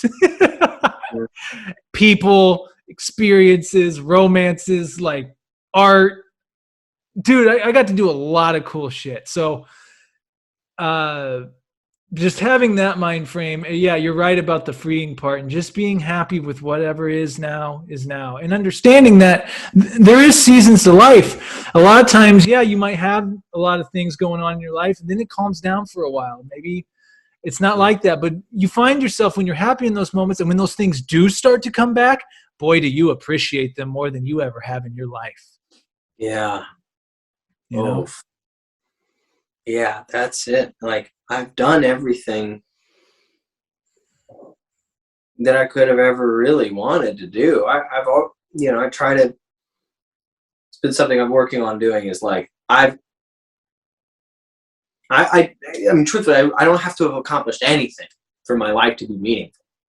I think just existing is, what we're asked to do. We're asked to participate. And I think just showing up, existing for a day is all that was asked of anyone who was born. Some people don't make it a couple of hours, babies die shortly after being born. And I shudder to think that that meaning is only afforded to people who have enough time and resources to allocate it for themselves. That it's just inherent, just the fact that you exist. Meaningful or meaningless, either way, it's the same thing. I think it's just beautiful, however you want to look at it. Personally, I look at it in that positive sense. It's just beautiful. But I'm trying to adopt the mindset of like, I've done it. All of my accomplishments, I've done everything that I really wanted to do ever in my life, that I could have wanted to do, and now everything I do now is just surplus. And I think a lot of it is just that it's that ego thing. The reason why we get discontented with things is that egotistical pursuit, or that, it's that part of us that wants to protect us and make sure that we're comfortable and safe and okay. But it conflates a lot of things, and it confuses itself, and it doesn't know that some things are harming us rather than helping us. And like, looking at people and not being happy for them. And I'm guilty of that plenty of the time. Looking at, and the whole popularity idea. And seeing people who seem like the haves, and you feel like a have-not, and you go, fuck those people. Fuck, God, why can't they suffer like I do? And then you realize, well, there's people looking at me like that. And that this is all in my head, and that none of it really works that way. And I should just be happy for everyone who's, and also recognize that people who seem externally happy are not as happy as, and I may have something that makes my life more comfortable to me than theirs is to them, and that their circumstances are irrelevant to my life. And if it looks like they're having a good time, no matter who they are, I should be happy for them. Because I would want people to be happy for me when things go well in my life. I wouldn't want someone to look at me and and I know that happens. I know that there are people that want to see me fail, but I know that that's not because they are shitty people, and it's not because I'm shitty and don't deserve the things that I get. It's a sadness that people experience that. It's a sadness when I experience that. bitterness or jealousy or resentment. Those are really poisonous things that are so overcomable. We don't have to live with that shit. I want to try something different I've never done on here before. If this takes too long, I will edit this out. All right. But there's this book called, and guess who told me about it? Of course, you probably already know. Rita told me about The Greatest Salesman in the World. And actually, Matthew McConaughey mentions this book in Green Lights by O.G. Mandino. And long story short, it's like kind of like you read like one of these scrolls, quote unquote, a month out loud multiple times a day. And this scroll that I'm on this month is all about living this day as if it's your last. And I just feel it really would go with the flavor of what this conversation has been. And again, if this is too long, I'll edit this. But I will live this day as if it is my last. And what shall I do with this last precious day which remains in my keeping?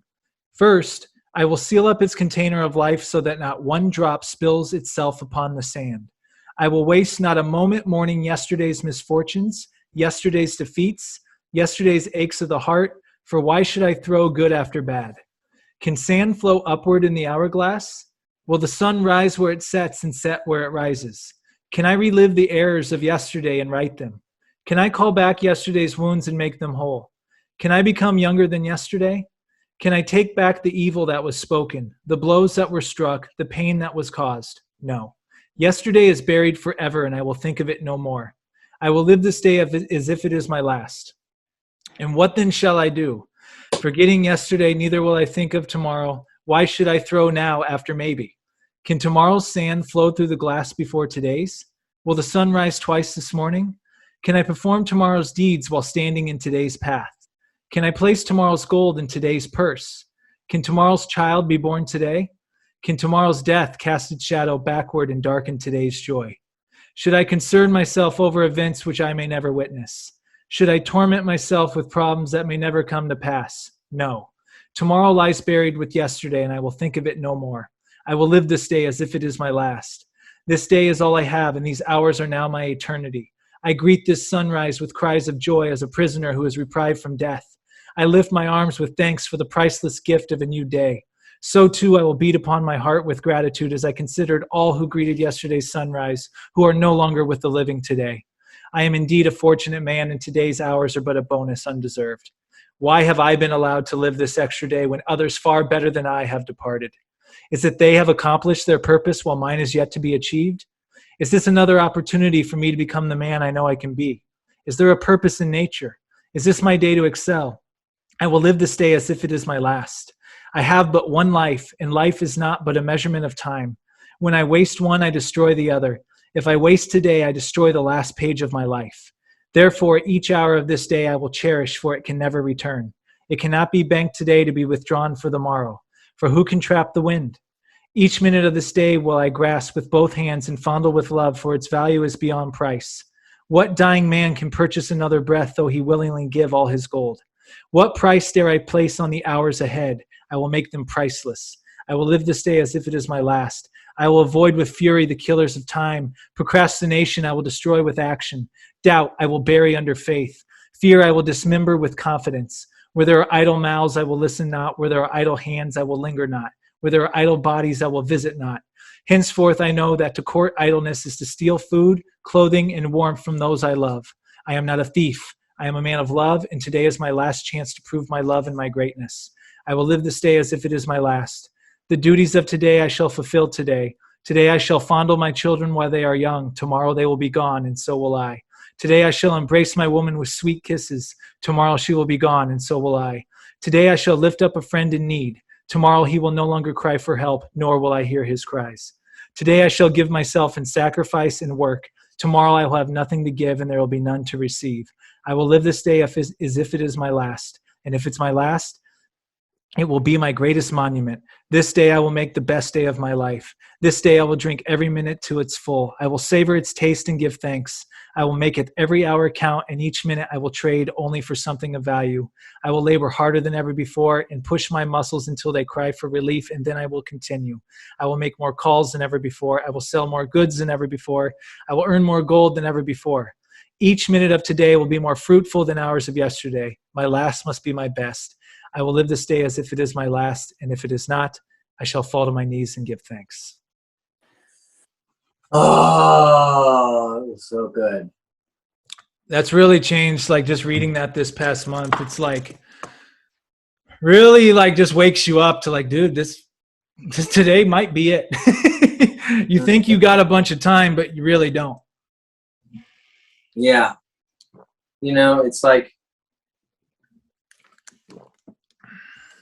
I think it's interesting that we're very terrified of the apocalypse too, which is, you know, it's something that's on everybody's mind these days.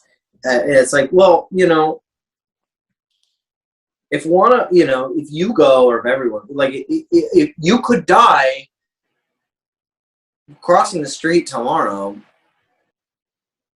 how is that any different to you than the world ending? I mean, I think that that gets into the question of biologically why we're programmed to keep species going, and there's some attachment to this as a whole, you know. But I think it's interesting as I have, you know, started to feel my anxiety about the coming years, and then try to respond to that anxiety by saying, well, prepare yourself for anything. What it reminds me is like, well, shit.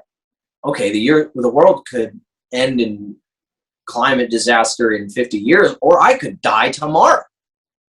Like, it's not just my antidote to dealing with the anxiety of what's happening. It's also my antidote to dealing with the fact that, like, I take death for granted, and I don't want to do that.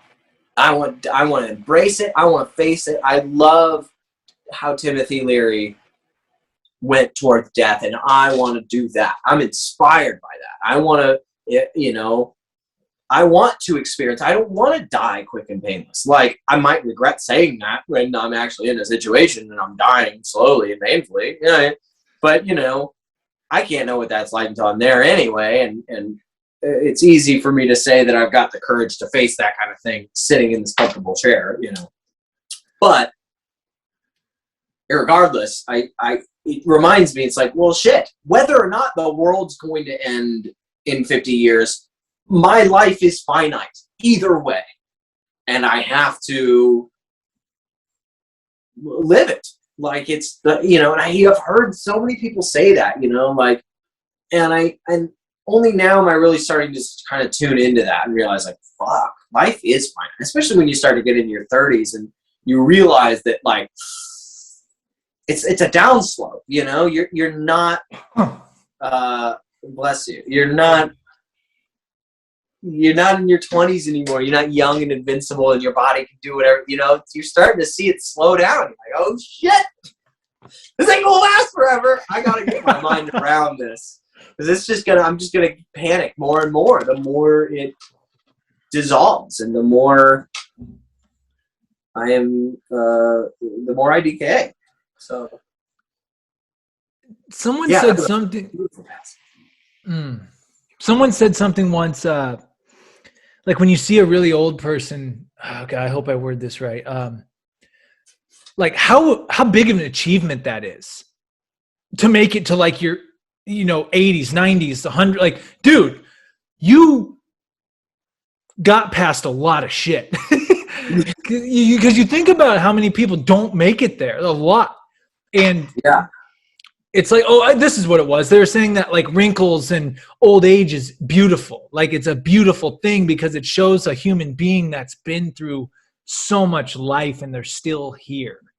Yeah. You know, so you're right. Like, I know what you mean. Like, that's why, you know, it's health is wealth and it's key to take care of yourself. But yes, the older you get, I mean, dude, if my sleep schedule, I'm off like by even an hour, I feel it the next day, like all of it. So it's like, I'm way more sore than what I used to be doing certain things. So, and you remind me of a Terrence McKenna lecture I listened to, another brilliant man.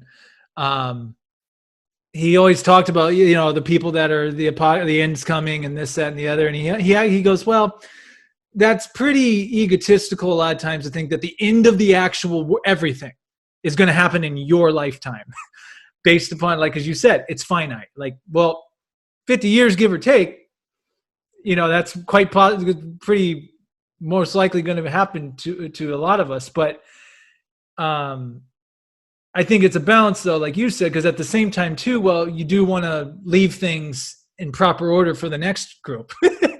There's kind of like a courtesy. Yeah. It's like, hey, clean off your gym equipment before the next person gets on. I don't know, but it's a balance. I think it's interesting. I think it might be telling about how we actually view death. And I think most of us maybe have the idea that I think if you tell someone they're going to die in 50 years, they might be like, okay, that's plausible. But if you tell them none of this will be here in 50 years, that's a lot more shocking and terrifying. And I think that there's some comfort in the fact that this is going to be here after we're gone. Why is that comforting if we know that we're going to be gone and we won't be able to witness it? Maybe we don't really know that. Maybe we still believe in some degree that we'll be able to still hang on to this. And so it makes me wonder, like, are most of us really prepared for death? I think you're probably not prepared for death if the idea of apocalypse scares you. It more than just dying does. Because you're used to the idea of dying, but maybe you've created what that means in your own mind, because that none of this being here really gives the idea of finality. That feels more final than just me dying, and I think that death is final either way. And so I'm wondering if maybe like that is an indication, either that or it's we have some kind of premonition or understanding that death is not really the end. But if that's true, then the apocalypse shouldn't matter anyway, because we all know that we'll all still exist beyond it. So I don't know. I suspect that it's an indication to me that I don't really grasp the gravity of what death really is, which is a full-on end. I mean, maybe it isn't. I don't believe that it's the end. I think it's the end of my conscious personality as it exists right now. And I'm okay. I believe that I don't believe I am a life force. And when I die, I will continue to be a force, I'm sure, but just not a life force. I will still integrate into all of the totality of everything, just not in this form, and probably not with these thoughts. You remind me, and this is a lot shorter, I promise you, Marcus Aurelius Meditations, how he ends this translation. He says, "You've lived as a citizen in a great city. 5 years or 100, what's the difference? The laws make no distinction. And to be sent away from it, not by a tyrant or dishonest judge, but by nature, who first invited you in. Why is that so terrible? I don't know what this word exactly is, like the impresario ringing down the curtain on an actor. But I've only gotten through 3 acts. Yes, this will be a drama in 3 acts. The lengths fixed by the power that directed your creation and now directs your disillusion. Neither was yours to determine. So make your exit with grace, the same grace shown to you." Oh, damn, that's good. because you're like, what was this before? And then now we're getting to a whole other realm, like past lives and things like that. But like in terms of consciousness, like that's what. Have you seen the movie Mr. Nobody with Jared Leto, however you pronounce his name? Really crazy concept. But like a lot of people think, or I've read that when babies are born, they have full consciousness of their past life, but they can't talk about it. So they're just like, and so, it was a meme actually. Someone's like, what if babies crying was actually that person still going through their death in the last life? And then all of a sudden you're born, like Enter the Void. Like Enter the Void, it talks about Tibetan Book of the Dead and all that. And it's like, it's a two-way street with it, because it's scary, but at the same time it is kind of calming. It's like, well, dude, what was it like before you were born? You're like, well, nothing. It was like, well, maybe nothing. But it's like, I personally like to think, I can't tell you what it is. I like to think we're traveling on to the next thing, whatever that is. And part of me is like, man, I wonder if I have a guess, if I'm kind of close, or is it going to be something just so wildly different I never would have predicted? And that being said, will I even have the consciousness to even recognize it? Or will this consciousness and memories and everything I have just be wiped? Yeah. I mean, how do you know that hasn't already happened? Yeah, it's a trip. It's a trip to think that, like, I could have lived a million lives already and have no knowledge of it. It's frustrating to imagine that that's true, and to feel like, well, is there ever going to be a point where I'm aware of this life and the life that came before? Or, but it's like, well, I guess it just doesn't matter. There's nothing I can do about it in this moment, so might as well not worry about it. It's fun to think about, though. I definitely think about it a lot. I think it could be very likely that, well, shit. I have a lot of thoughts on this right now, but I'm hesitant to share them because a lot of it has to do with the show that I'm working on right now. Oh, okay. So maybe we should. So, I'm just gonna. Can you give maybe a like a sampler at the grocery store, like a quick bite? What type of flavor are we talking here? Yeah, I guess I will just say it's a very existential concept. But yeah, my mind is definitely all in this headspace because I've been writing about it nonstop lately. I've been fascinated by death my whole life. I think about it constantly. I am so curious about it. I think it's so wildly interesting to me. And because it's just, I think too, in general, I'm very enamored by the incomprehensible. The curiosity in me is there to just like, I want to, like, I was watching one of those space videos the other day, and they were doing one of those things where they zoom out of Earth, and then they start showing you like sort of a grid graph that shows like the distance as they're zooming out. So like how, and after like a few, just one or two zoom outs, my brain was already just like, okay, well now I don't even know what I'm looking at anymore. Like I know, but I cannot visualize it in my head. I can't comprehend it anymore. And I shit you not, I like started crying because it was like kind of devastating to me to realize like, this is all that I can comprehend.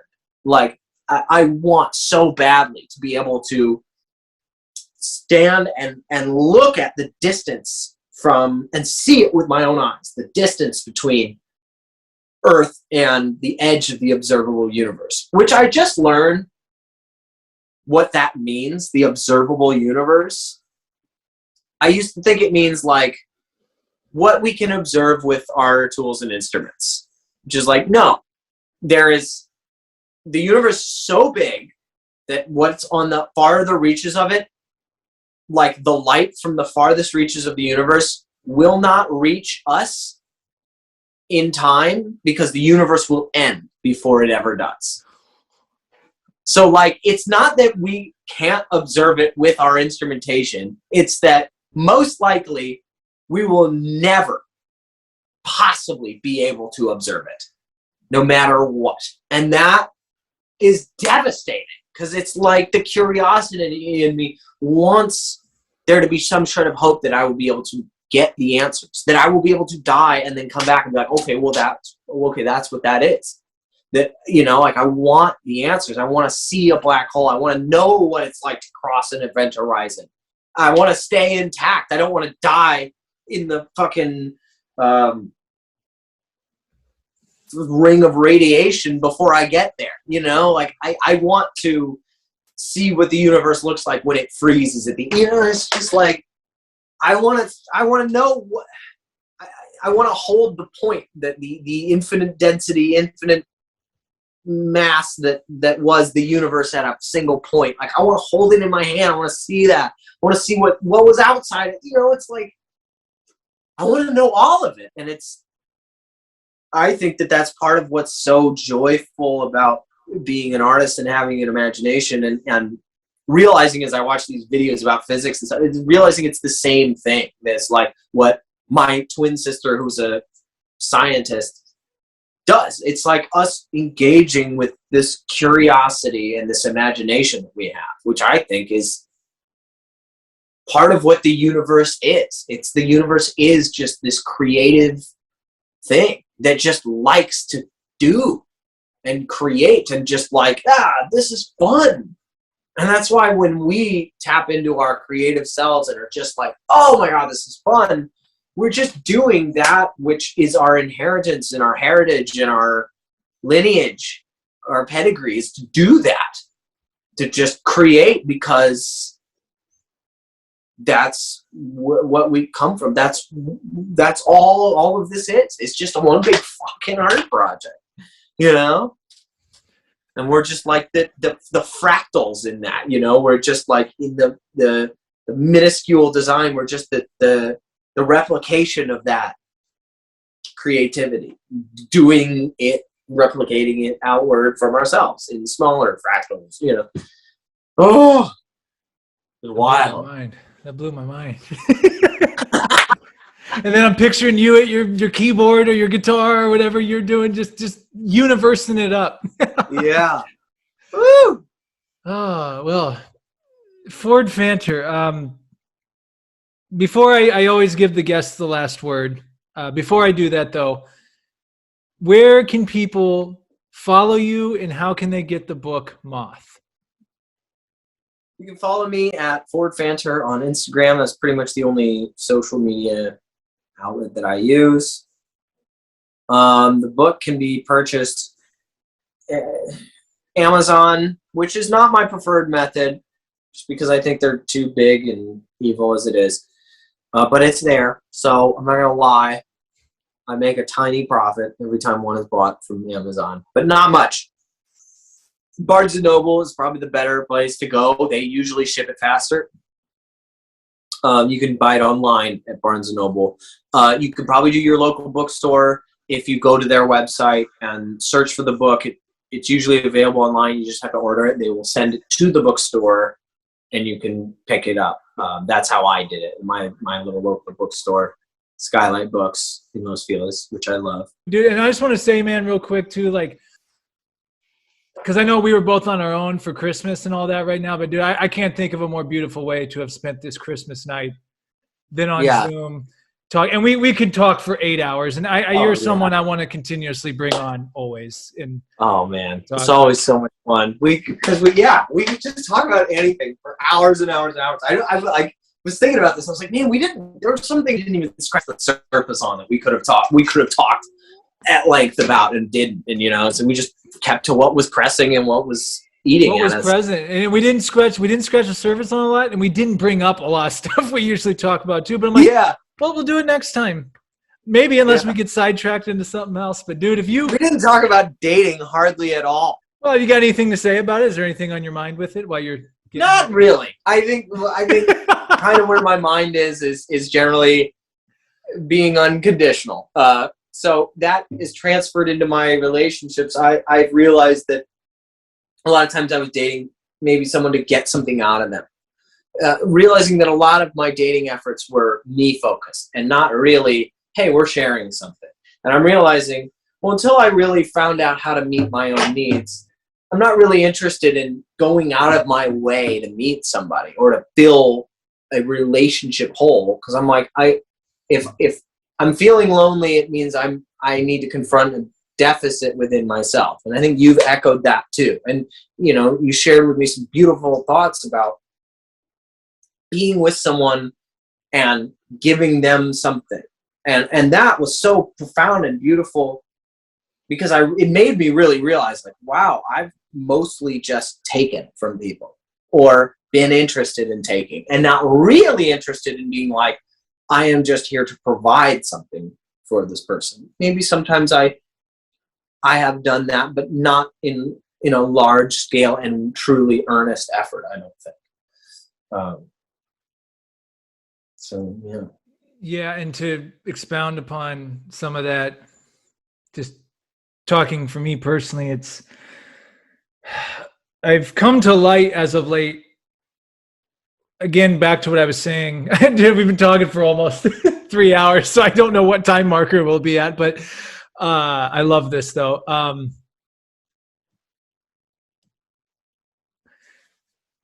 You keep acting a certain way. And I kept acting a certain way, and I kept going back to a same result. And, it's like us as men, and I can't speak for women, but I'm sure they echo the same to themselves about men, but we all want this quote unquote perfect mate. And I've come to the conclusion and realize that this perfect mate doesn't exist. And that's what I think online dating and stuff has really damaged a lot of people. I know I talk trash on online dating at times, but look, I've used it several times. It can be really good for a lot of people, and you can meet people. I don't want to, but it's like social media though. There's really bad consequences and side effects to it of like, okay, I live in this age where I have 10,000 options. If I don't like this person over here, or they're only a 9 out of 10, guess what? There's going to be a 10 out of 10 out there on that scale. And I'm realizing that when you learn to accept, like, now look, there's non-negotiables, right? Like if someone's a meth head, I'm not going to partake in that. That's a non-negotiable for me. No, that's not going to happen. But like, look, man, I think it's beautiful when you guys have a lot of common ground, but then they're into some stuff you're not into, and you're into some stuff they're not into. But like these apps and stuff make it think like, well, you're a 78% compatibility with this person and a 92. But I've never said motherfucker on the podcast, but I guess I just did. It's like, dude, man, you cannot deny chemistry, my brother. And it's like, oh, now maybe we're gonna keep going now, because it's like, dude, and I came to that realization, like, why am I trying to overanalyze and do? Man, dude, when you got the feeling and you got the chemistry, and yeah, you got to use your head too, but it's like, I realized when I started to let go of all these ideas of what I thought I was entitled to and what I thought I deserved, and then actually looking myself in the mirror, I'm like, look, are you the type of mate that a woman's even going to want? And I'm not, it's like, what type of man are you going to be? And I'm like, I'm thinking different, man. I'm like, I don't want casual hookups anymore. I want some more serious shit now. And it's not like I'm that or bust. Like I'm open to whatever happens, but it's like, to get certain things, you got to have a certain mindset too. And I'm realizing that, and I haven't had the mindset. I've just been stuck in this circle and cycle of just trying to sexify myself. That's not even a word. Sexualize myself online, getting the best photos and the best this. And I mean, dude, maybe I'm preaching to the choir in terms of you. I mean, you take a hell of a photo, sir.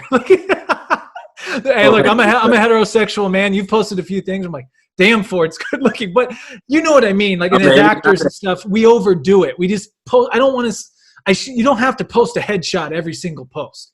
Like, it's like, and then I look women, what they're doing on their end.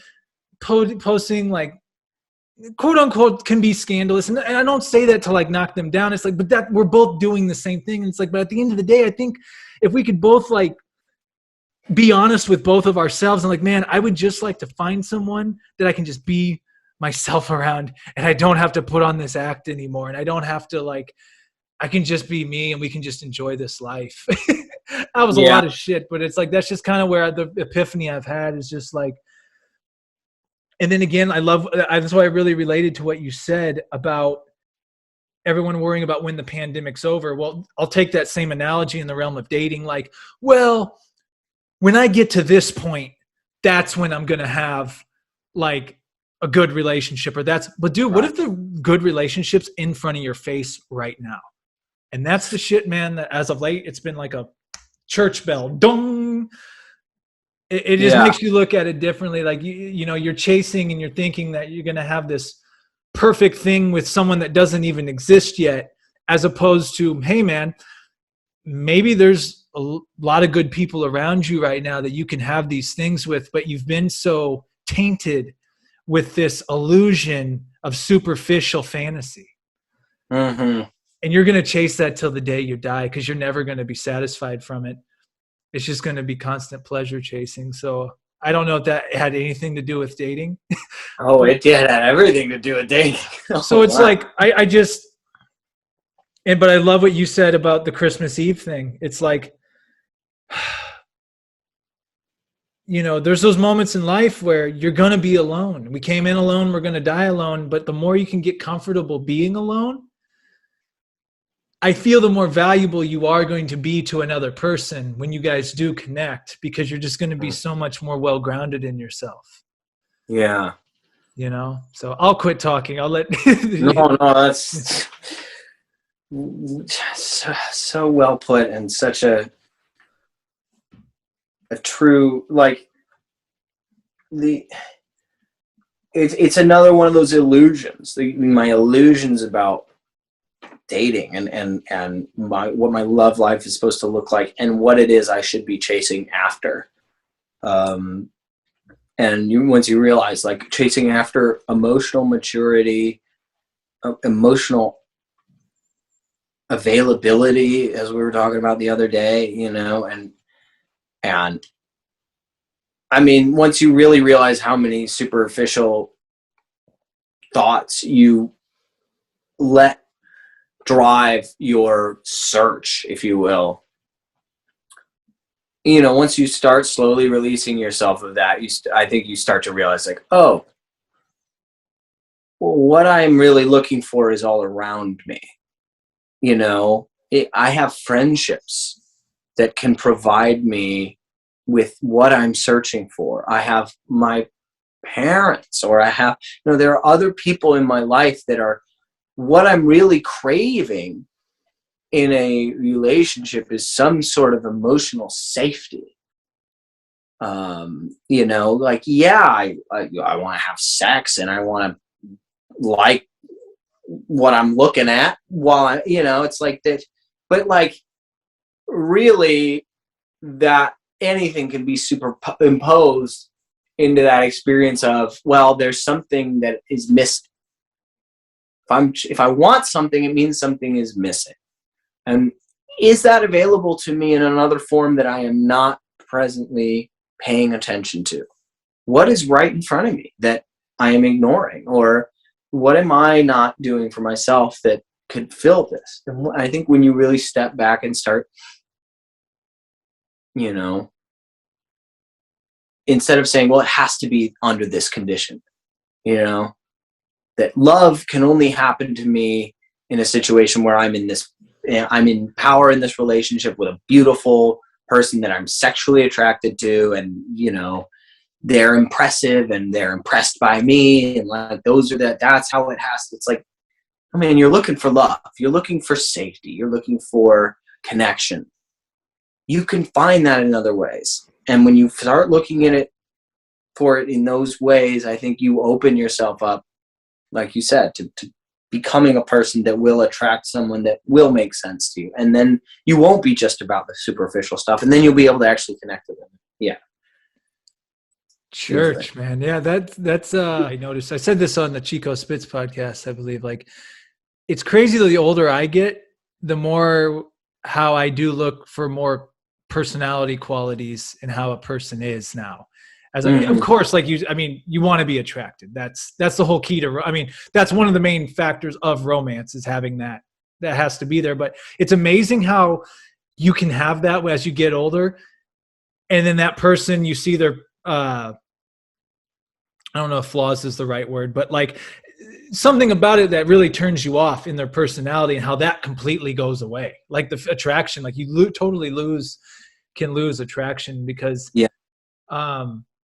I don't know, man. And I'm just too, I don't know if it's the Midwest in me. I know you grew up in the Midwest as well, but it's like, I'm at a point now where I'm in no position at all to have a family and do all that.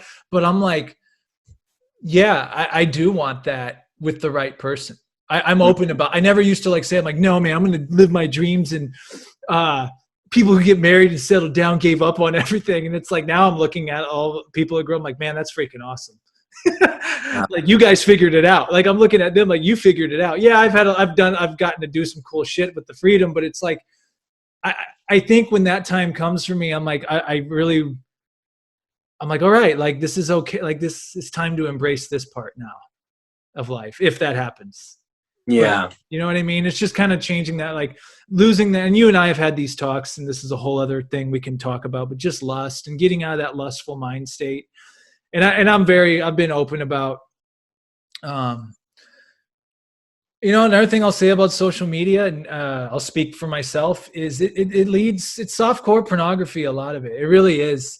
And it's not even that, I don't even blame women for it. I blame the system of it. Like, cause Instagram and that shove that in your feed. Like, they show you, hey, have you seen, and it's just like, it's just everywhere. And I realized just how detached from my sexuality I really became by getting desensitized digitally. Yeah. Through just looking at women online all day and like this. And then when you just get away from that and you start interacting with women in real life and getting back to the core and focus on getting to know that person, and then you start to pull away from that and you start to experience the real thing. Oh my God. You're like, what was I doing? Why was I trapped in that matrix of that? Yeah. It's everywhere. Yeah. And it just, there's an inauthenticity to the experience of, I don't know. There when you really start connecting with people one-on-one and the sexual element is introduced and you've had some space away from that which is pornographic in whatever way, that difference is night and day. And oh God, we could go off about porn for a long time, but it's very insidious thing that can really grab a hold of you and dilute your thinking and just your behavior towards the opposite sex, your view of them in general. And that affects every interaction that you have with them, because you've trained yourself to objectify them and see them as an object of your desire or a thing that a toy essentially, you know. And they're not. They're a full, complete human being. And there's so much beyond all that. Right? It's like you don't want to, as a straight man, having grown up in the era of internet porn, I'm realizing, and I didn't want to admit to myself how much I really had reduced women in general to like this object of use or no use to me, you know, and how a lot of my interactions with the opposite sex, it boils down to, or has boiled down to, you know, that exchange or transaction being at the forefront of my mind in some way. And that's just like, it's like, how do you ever have a real relationship with personal, friend, business, or romantic.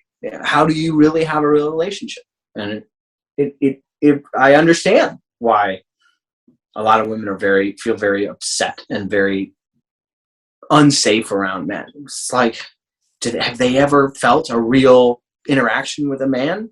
I know a lot of girls that have told me that they don't feel that they have ever had an interaction with a man that felt fully, completely safe, without some undercurrent of that sexual mindset, either being approached because of their sexual promise, or being discarded because of their lack of sexual promise. That element playing in to every interaction that we have is very damaging. And so I understand why there's a disconnect. Yeah. Well, and one other thing about that, it's, this whole rule of, and I've had this talk, and look, I'm again, we'll have to do on the next podcast, we'll be able to dive into the intricacies of all of it.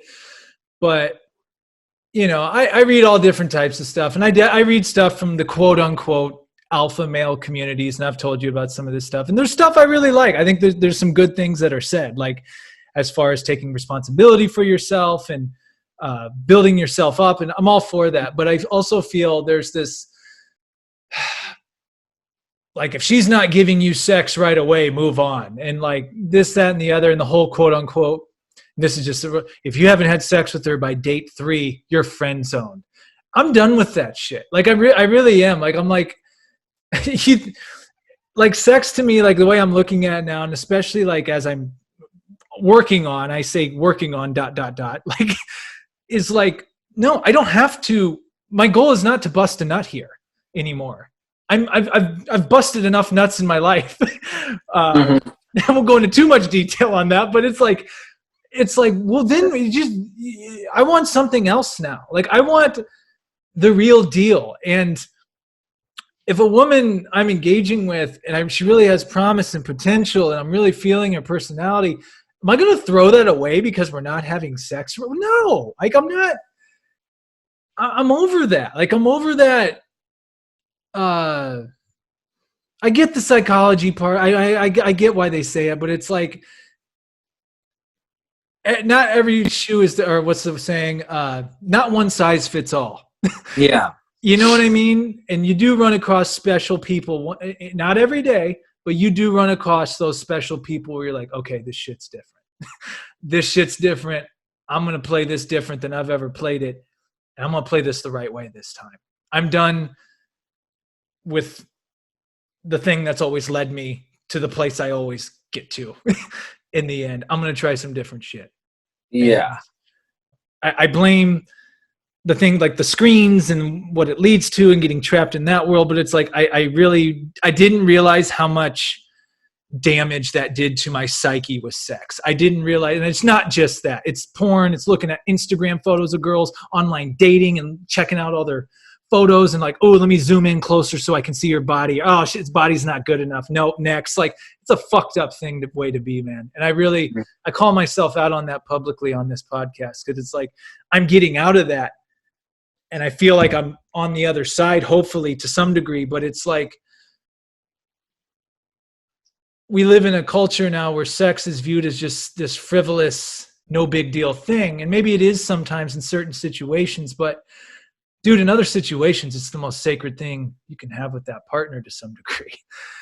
And I'm in a mindset now, like, man, I want that. Like, I guess I'm just saying I'm a monogamous dude at the end of the day. Well, I don't know, dude. That was a lot of weird shit I just threw out there. So I don't Oh, dude, I love it. First of all, I'm so happy that you have the willingness to call yourself out and to be honest and be vulnerable with that side of yourself. And I think that just shows that you are moving in the right direction, because I think it's when we really leave something behind is when we're really able to be honest about it. Because it's instead of, it's easier for me to be like, to open up about my use of porn, when I'm, now that I'm ready to leave it behind, because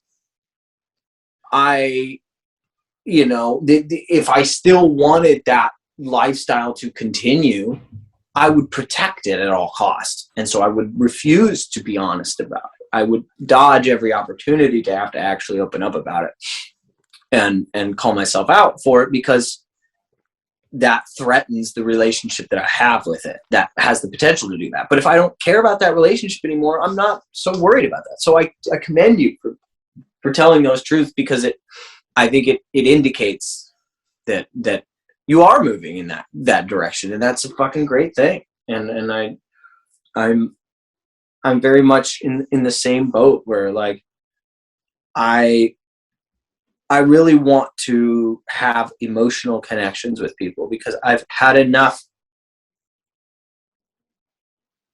sex in my life. Not that I don't like having sex, but none of it has really been all that I thought it was going to be, and a lot of it has been a letdown, or a lot of it has just left me with this feeling like something's missing here. And I'm realizing like, wow, what I really want is that experience of connecting with someone, allowing myself to trust someone enough to let them in to the more vulnerable sides of me. And that, it sounds very exciting.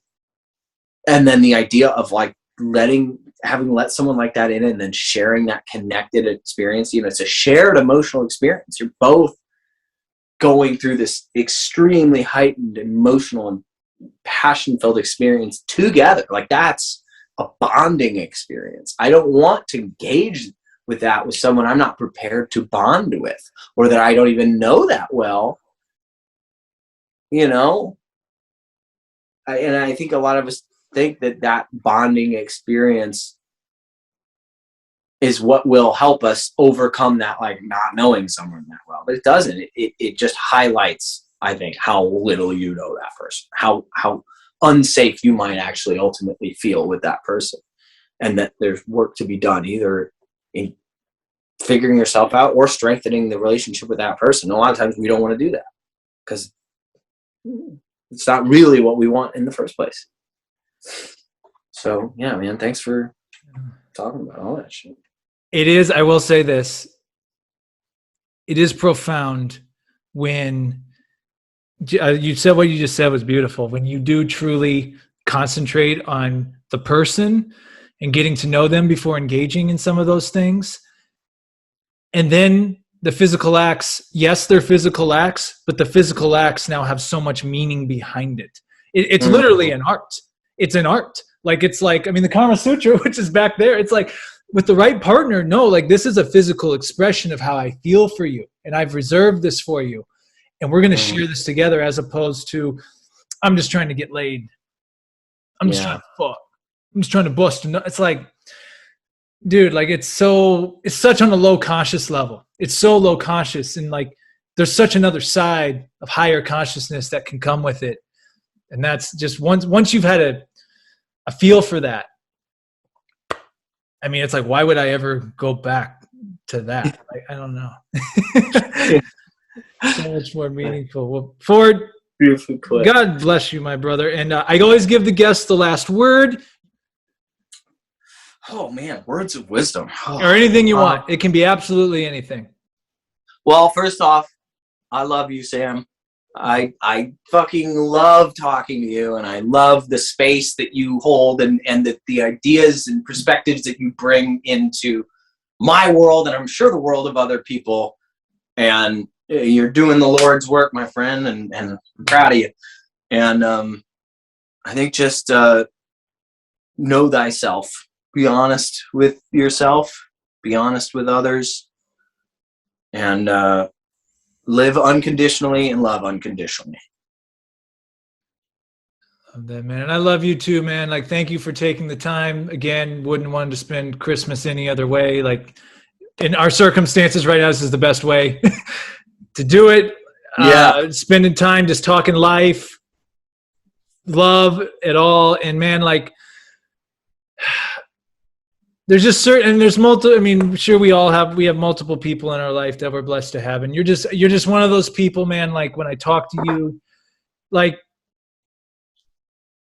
in reading, again, I'll continue to plug Moth, and reading your work and seeing the art that you create. It's like, man, like it's good to have people I know I can talk about absolutely anything with. And you are one of those people, man. Like I don't have to filter anything.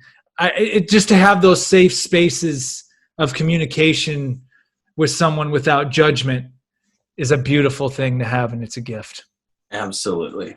Well, yeah, you can always tell me shit. Yeah, dude. I appreciate it too. Well, happy holidays, Merry Christmas, and all that jazz. Stick around for a quick sec. I'm going to hit the end of the recording. But Ford Fanter, thank you so much, my friend. Thank you. All right. Peace.